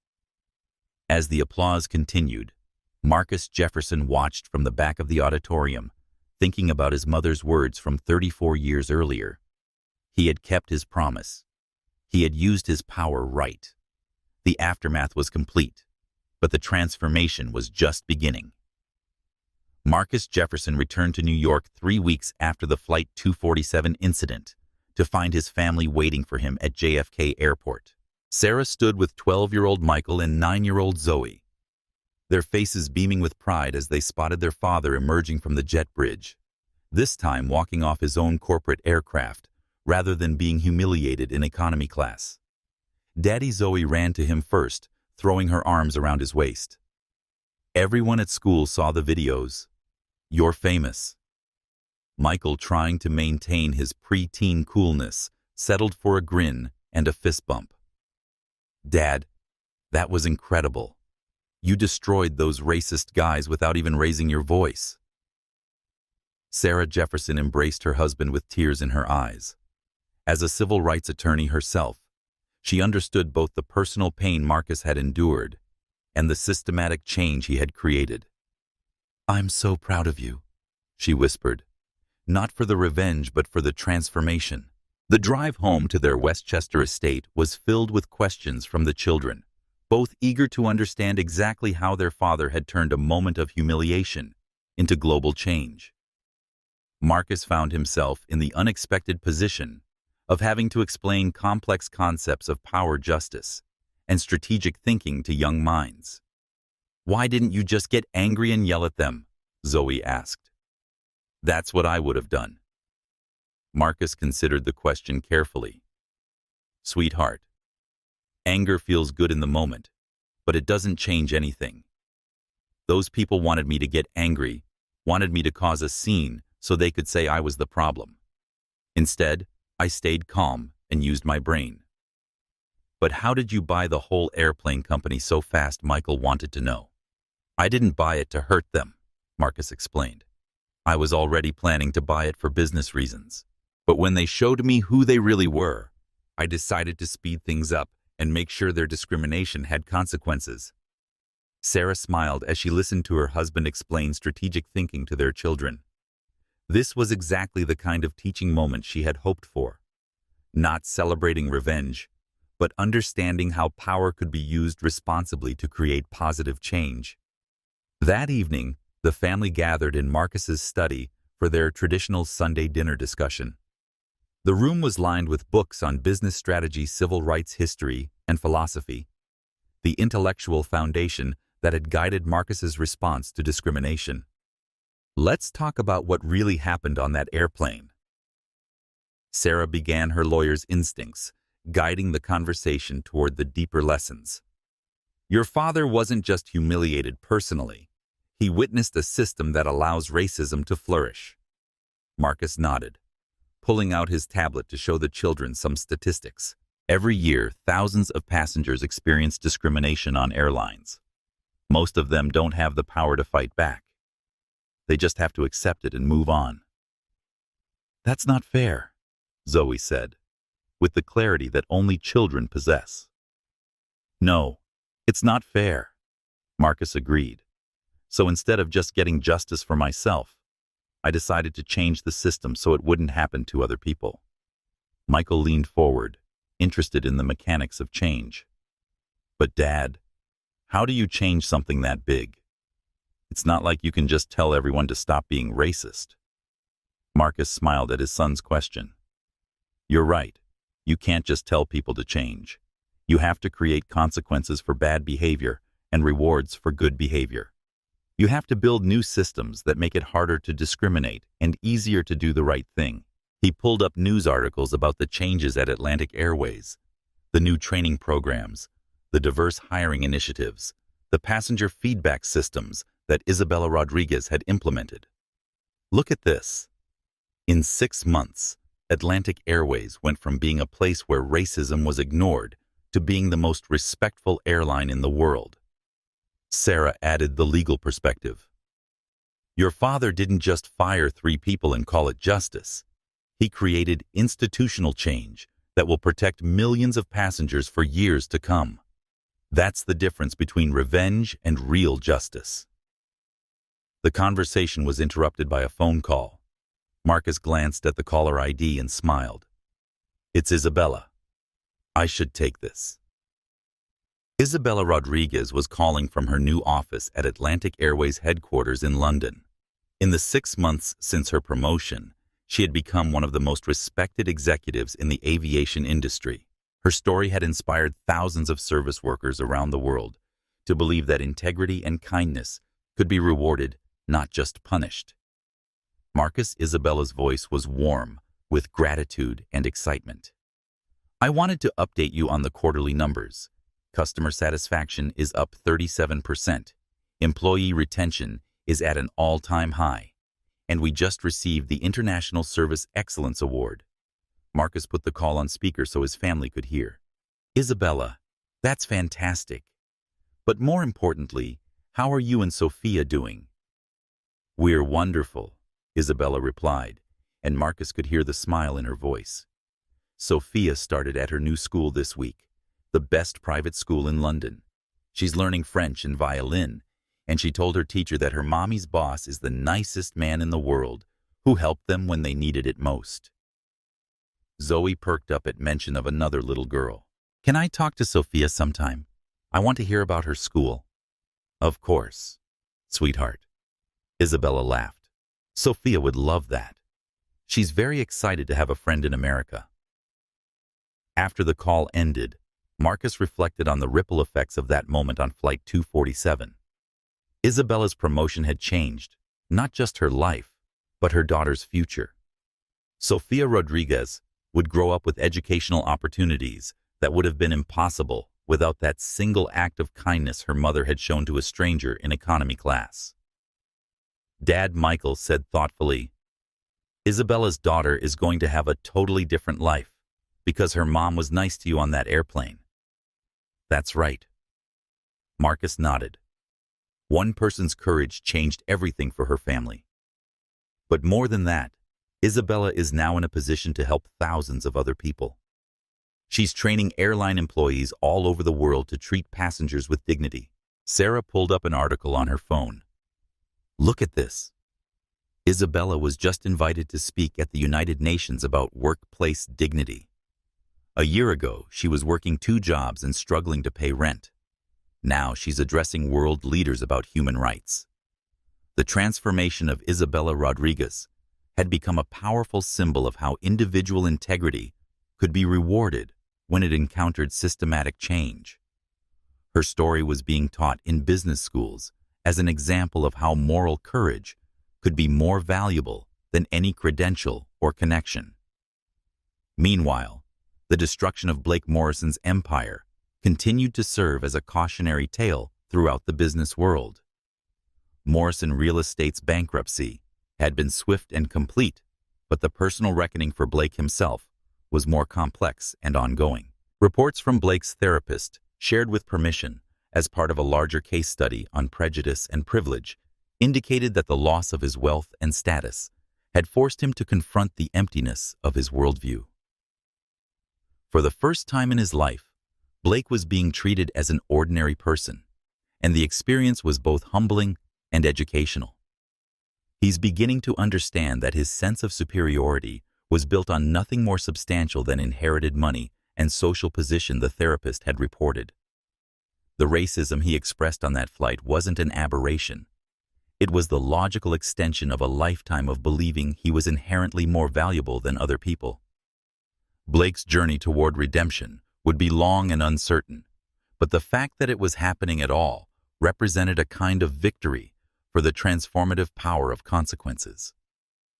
Catherine Williams and Trevor Kingsley had followed different paths in the aftermath of their termination. Catherine remained bitter and defiant, convinced that she had been unfairly scapegoated for following normal procedures. She had struggled to find steady employment and blamed her problems on political correctness, gone mad, rather than examining her own behavior. Trevor, however, had begun a process of genuine self-reflection. The knowledge that his cowardice had damaged his son's future had forced him to confront his pattern of avoiding difficult moral choices.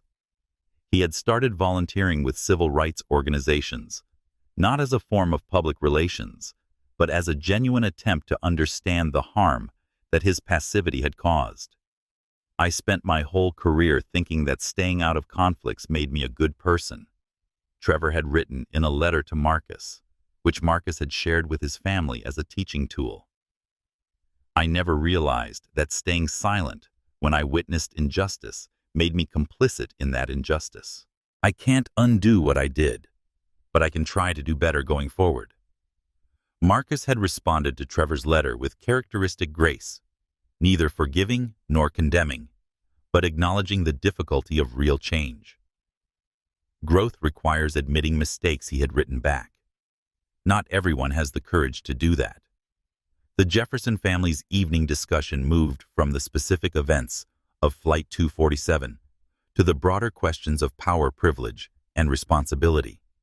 Marcus wanted his children to understand that their family's wealth came with obligations. Michael Zoe.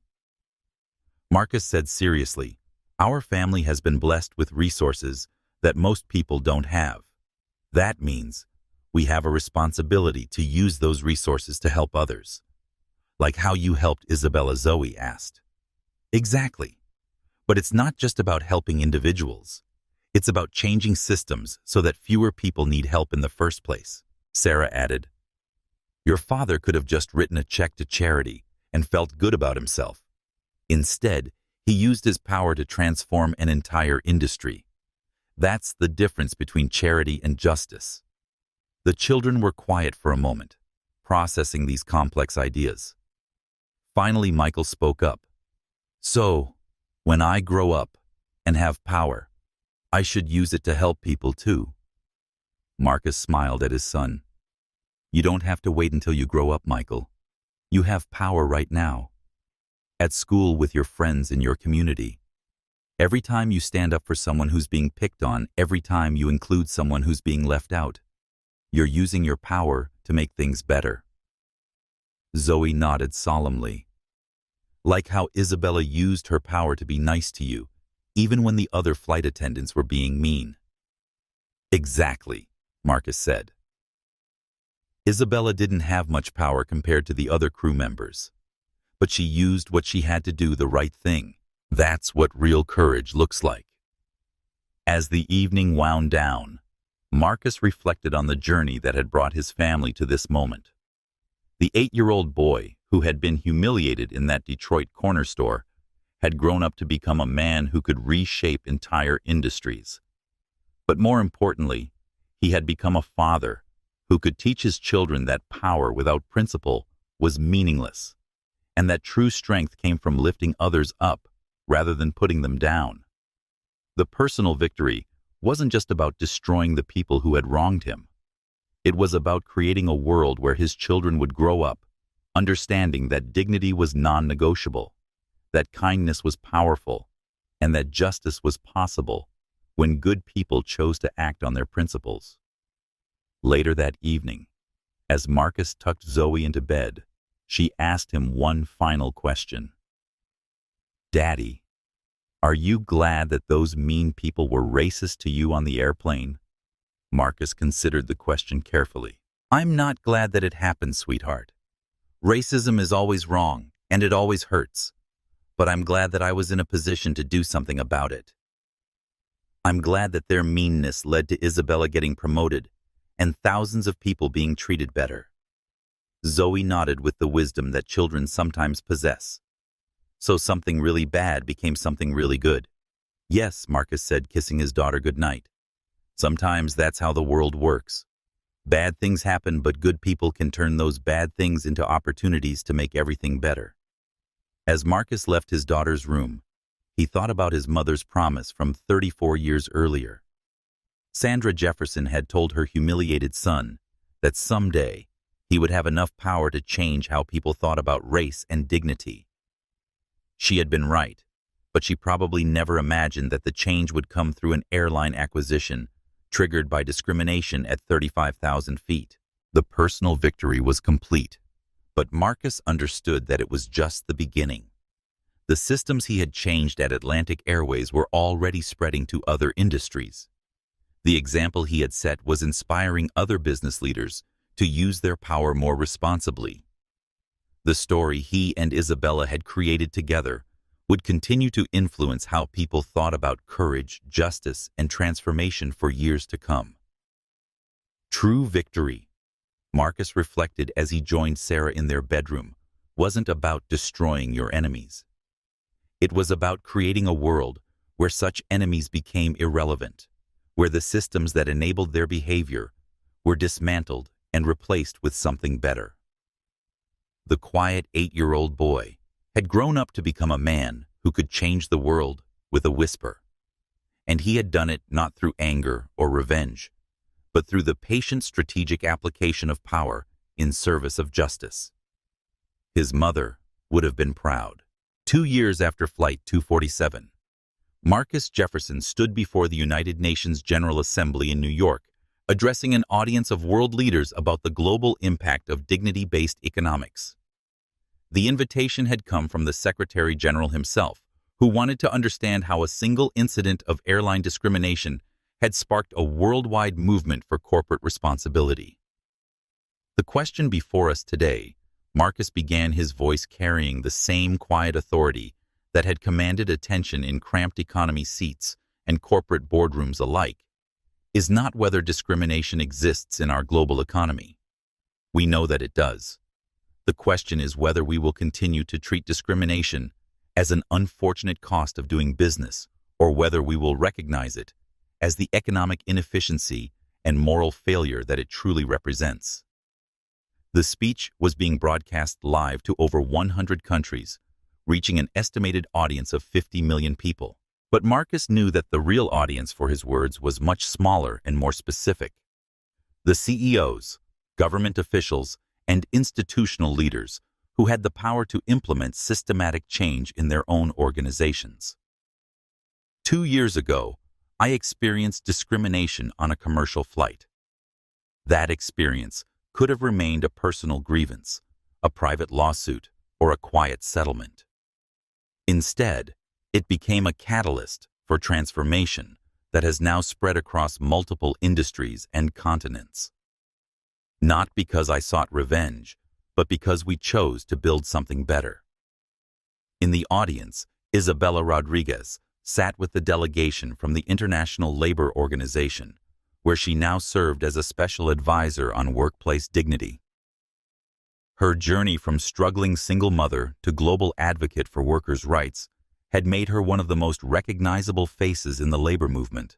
Isabella's daughter Sophia, now 11 years old, watched the speech from their home in London, doing homework that included a report on her mother's work at the United Nations. Sophia's essay, titled "How My Mom Changed the World by Being Nice," would later be featured in a documentary about the lasting impact of Flight 247. The changes that had begun with Atlantic Airways had indeed spread far beyond the aviation industry. Hotel chains had implemented dignity protocols after a series of viral incidents involving discriminatory treatment of minority guests. Restaurant groups had overhauled their service training after witnessing the career destruction of the Flight 247 crew. Even retail giants had begun treating customer complaints about discrimination as potential existential threats to their business models. The Jefferson effect, as business schools had begun calling it, represented a fundamental shift in how companies calculated the costs and benefits of discrimination. The traditional approach had been to quietly settle individual complaints and hope the problems went away. The new reality was that a single incident caught on video and amplified by social media could result in boycotts, investigations, and the kind of systematic change that previously required decades of activism. Marcus continued his UN address by highlighting specific examples of transformation. In the past 24 months, we have seen a 43% reduction in reported discrimination incidents across the global transportation industry. Customer satisfaction scores in service industries have reached historic highs. Employee retention has improved dramatically. And perhaps most importantly, we have created economic incentives for inclusion rather than barriers to equality. The statistics were impressive, but Marcus knew that numbers only told part of the story. The real impact was visible in the individual lives that had been changed by the systematic reforms. Blake Morrison, for example, had completed an 18-month program for executives recovering from what therapists had begun calling entitlement addiction. His real estate license had been suspended, his personal wealth was gone, and his social circle had evaporated. But for the first time in his adult life, Blake was learning to treat service workers, minority colleagues, and ordinary people with basic respect. Blake's journey toward redemption had been featured in a Harvard Business Review case study titled "The Rehabilitation of Toxic Leadership." His therapist reported that Blake had begun volunteering at a community center in Queens, teaching financial literacy to recent immigrants. The work was unpaid, unglamorous, and received no media attention. exactly the kind of anonymous service that suggested genuine change rather than public relations. I spent 55 years believing that my money and skin color made me superior to other people, Blake had written in a letter that was included in the case study. It took losing everything to realize that I had been poor my entire life.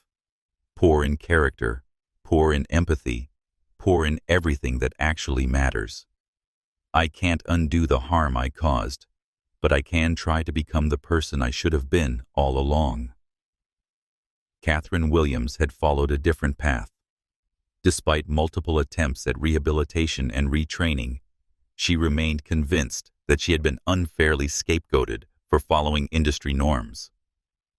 Her bitterness had isolated her from family and friends, and her inability to accept responsibility for her actions had made her unemployable in any customer-facing role. Catherine's story had become a cautionary tale about the importance of accountability in personal growth. Without acknowledgement of wrongdoing, there could be no learning, no change, and no redemption. Her example served as a counterpoint to Blake Morrison's transformation, showing that consequences alone were not enough to create positive change. They had to be coupled with genuine self-reflection and a willingness to grow. Trevor Kingsley had found a middle path between Blake's transformation and Catherine's stagnation. His volunteer work with civil rights organizations had been genuine, but his impact remained limited by his fundamental character flaw, the tendency to avoid difficult decisions. Trevor had become competent at following other people's moral leadership, but he still struggled to provide that leadership himself. Trevor's son, however, had thrived. The scholarship that had once been threatened by his father's cowardice had become the foundation for an impressive academic career. Trevor Jr. had changed his name to Trevor Rodriguez Kingsley, honoring both his father's awakening and Isabella Rodriguez's example of moral courage. He was now studying international law with a focus on human rights, determined to use his privilege and education to fight the kind of discrimination his father had once enabled. The institutional changes that Marcus had pioneered at Atlantic Airways had been studied, replicated, and improved by organizations around the world. The Dignity First protocols that Isabella had developed were now used by companies in over 30 countries. The passenger feedback system's bias training programs and inclusive hiring practices had become industry standards. More importantly, the culture of accountability that Marcus had established had spread throughout the corporate world. CEOs who might once have dismissed discrimination complaints as minor PR problems now understood that their responses to such incidents could determine the future of their companies. This shift in corporate behavior had created a virtuous cycle of improvement. Companies that proactively addressed discrimination found themselves attracting better employees, more loyal customers, and stronger financial performance. Organizations that continued to tolerate bias discovered that their best talent was leaving for competitors with more inclusive cultures. The academic world had embraced the lessons of Flight 247 with particular enthusiasm. Business schools had integrated the case study into their core curricula, using it to teach everything from crisis management to organizational transformation. Sociology departments had analyzed the social media response as an example of how individual actions could spark collective movements. Law schools had examined the legal precedents that had emerged from the rapid termination of discriminatory employees. Dr. Sarah Chen, a professor of organizational behavior at Stanford Business School, had spent 2 years studying the long-term impacts of the Atlantic Airways transformation. Her research had identified what she called the Isabella factor, the crucial role that moral courage from unexpected sources could play in institutional change. The traditional model of civil rights progress focuses on legislation, litigation, and large-scale activism, Dr. Chen explained in her widely cited paper. But the Flight 247 incident shows us that individual acts of integrity, when supported by systematic change, can be equally powerful. Isabella Rodriguez wasn't a civil rights leader or a powerful executive. She was a single mother doing her job with basic human decency. But when her integrity encountered Marcus Jefferson's power, the combination created transformation that has now spread globally. The international implications of the Atlantic Airways model had been particularly significant in developing countries where discrimination in customer service was often seen as an intractable cultural problem. Marcus had established the Jefferson Institute for Global Dignity, a nonprofit organization that worked with governments and businesses to implement systematic anti-discrimination policies. The Institute's work in Southeast Asia had been especially successful. Working with local partners, they had helped airlines, hotels, and retail chains implement dignity protocols that had measurably improved customer satisfaction while reducing incidents of bias.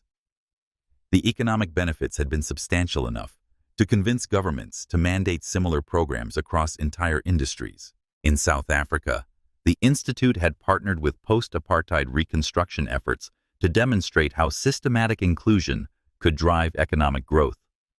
The success of these programs had attracted attention from the World Bank and other international development organizations, leading to the integration of dignity-based policies into global anti-poverty initiatives. Marcus's influence had also extended to technology and innovation. Jefferson Dynamics had developed artificial intelligence tools that could identify discriminatory patterns in customer service interactions, employment decisions, and business practices. These systems were now being used by companies worldwide to proactively identify and address bias before it could create the kind of crisis that had engulfed Atlantic Airways. The technology had proven particularly valuable in revealing unconscious bias that even well-intentioned organizations had failed to recognize. Companies that had believed themselves to be bias-free discovered through data analysis that their policies and practices contained systematic disadvantages for minority customers and employees. But perhaps the most significant long-term impact of Flight 247 had been cultural rather than institutional.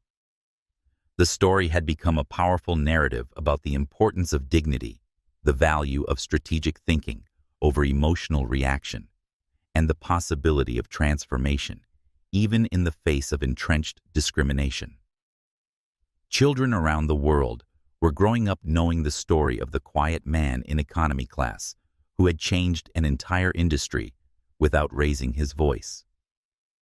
Teachers used the narrative to discuss concepts of justice, power, and responsibility. Parents referenced Marcus's example when teaching their children how to respond to bullying and unfairness. The story had also become a source of hope for people who had experienced discrimination but felt powerless to respond.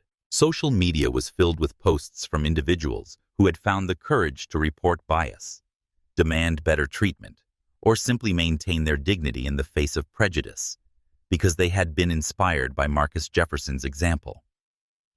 The most important lesson of Flight 247. Marcus concluded his UN address is not that one person can change the world.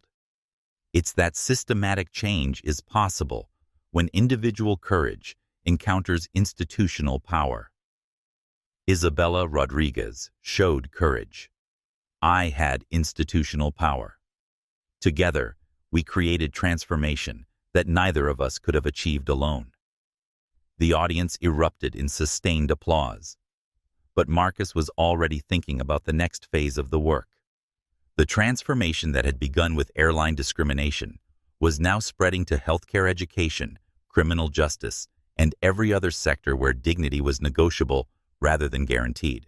The future impact of Flight 247 would be measured not just in policies changed or careers destroyed, but in the countless individual moments when people chose courage over convenience, dignity over discrimination, and justice over the path of least resistance.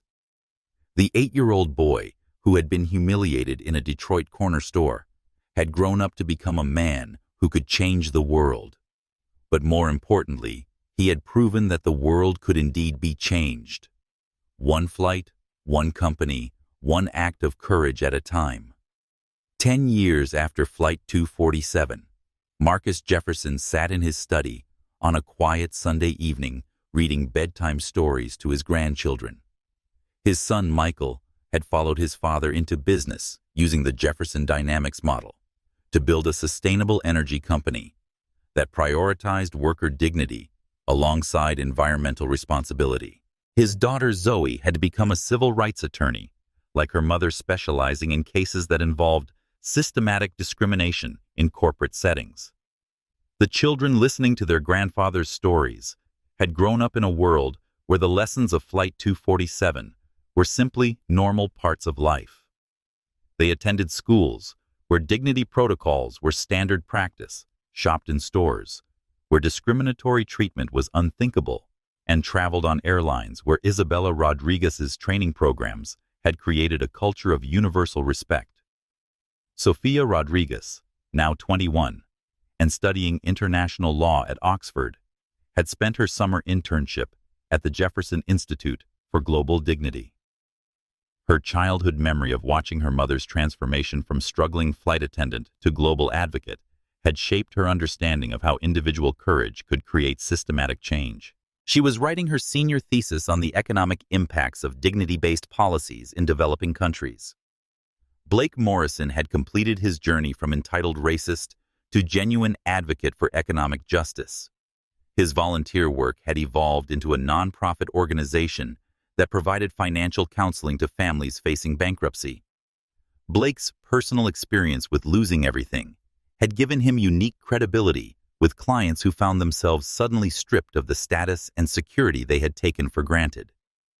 "I used to think that poor people were poor because they lacked character," Blake reflected in a documentary about the long-term impacts of Flight 247. "I never understood that I was the one who lacked character.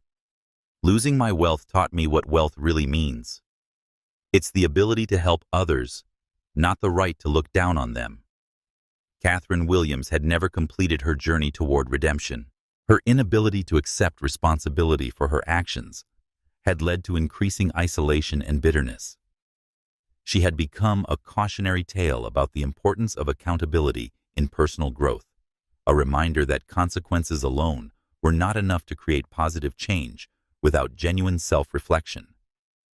Trevor Kingsley had found his redemption through service, even if he never regained his former confidence as a leader. His work with civil rights organizations had been steady and valuable, if not revolutionary. His son's success in international human rights law had become a source of pride that helped compensate for his own sense of missed opportunities. The airline industry had been completely transformed by the systematic changes that began with Atlantic Airways. Discrimination incidents had dropped by over 70% globally. Customer satisfaction had reached historic highs. Employee diversity and retention had improved dramatically. The economic benefits of dignity-based policies had proven so substantial that they were now mandated by international aviation authorities. Isabella Rodriguez had become one of the most influential figures in global labor rights. Her journey from single mother to United Nations advisor had inspired millions of people to believe that integrity and kindness could be more powerful than wealth or status. Her training programs were now used by organizations in over 50 countries, and her autobiography had become required reading in business schools worldwide. "The most important thing I learned from Flight 247," Isabella had written in her memoir, "is that we all have more power than we realize. I was just a flight attendant doing my job with basic human decency. But when my kindness encountered systematic change, it created transformation that has now reached every corner of the world." The Jefferson Dynamics empire had continued to grow, but always with the understanding that business success was meaningless without social responsibility. Marcus had proven that companies could be both profitable and principled, that dignity was not a luxury that organizations could afford only during good times, but a fundamental requirement for sustainable success. The children listening to their grandfather's stories would grow up in a world where discrimination was not just morally wrong, but economically stupid, where courage was rewarded rather than punished, where dignity was non-negotiable rather than conditional. Grandpa asked 6-year-old Emma Michael's daughter, "Why were those people so mean to you on the airplane?" Marcus considered the question carefully, as he always did when children asked about complex moral issues. Some people learn wrong lessons about who matters and who doesn't, sweetheart. They think that having money or being a certain color makes them more important than other people. But that's silly, Emma said, with the clarity that only children possess. Everyone matters the same. Marcus smiled, thinking about how much the world had changed since his own childhood humiliation in that Detroit corner store. Yes, Emma. Everyone matters the same. And sometimes it takes something bad happening to remind grown-ups of that truth. The legacy of Flight 247 was not just the careers destroyed, or the policies changed, or the companies transformed. It was the simple revolutionary idea that dignity was not negotiable, that kindness was powerful, that justice was possible when good people chose to act on their principles. Marcus Jefferson had kept his promise to his mother, but more importantly, he had helped create a world where fewer children would need to make such promises.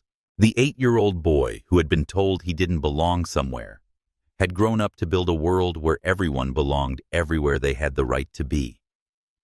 True power, Marcus reflected as he tucked his grandchildren into bed, really did whisper. But when it spoke, it could change everything. The story of Flight 247 had ended, but the transformation it had sparked would continue for generations to come. One flight, one moment of discrimination, one quiet response had proven that the world could indeed be changed, not through anger or revenge, but through the patient strategic application of power in service of justice. And that Marcus knew was exactly how his mother had always hoped the story would end.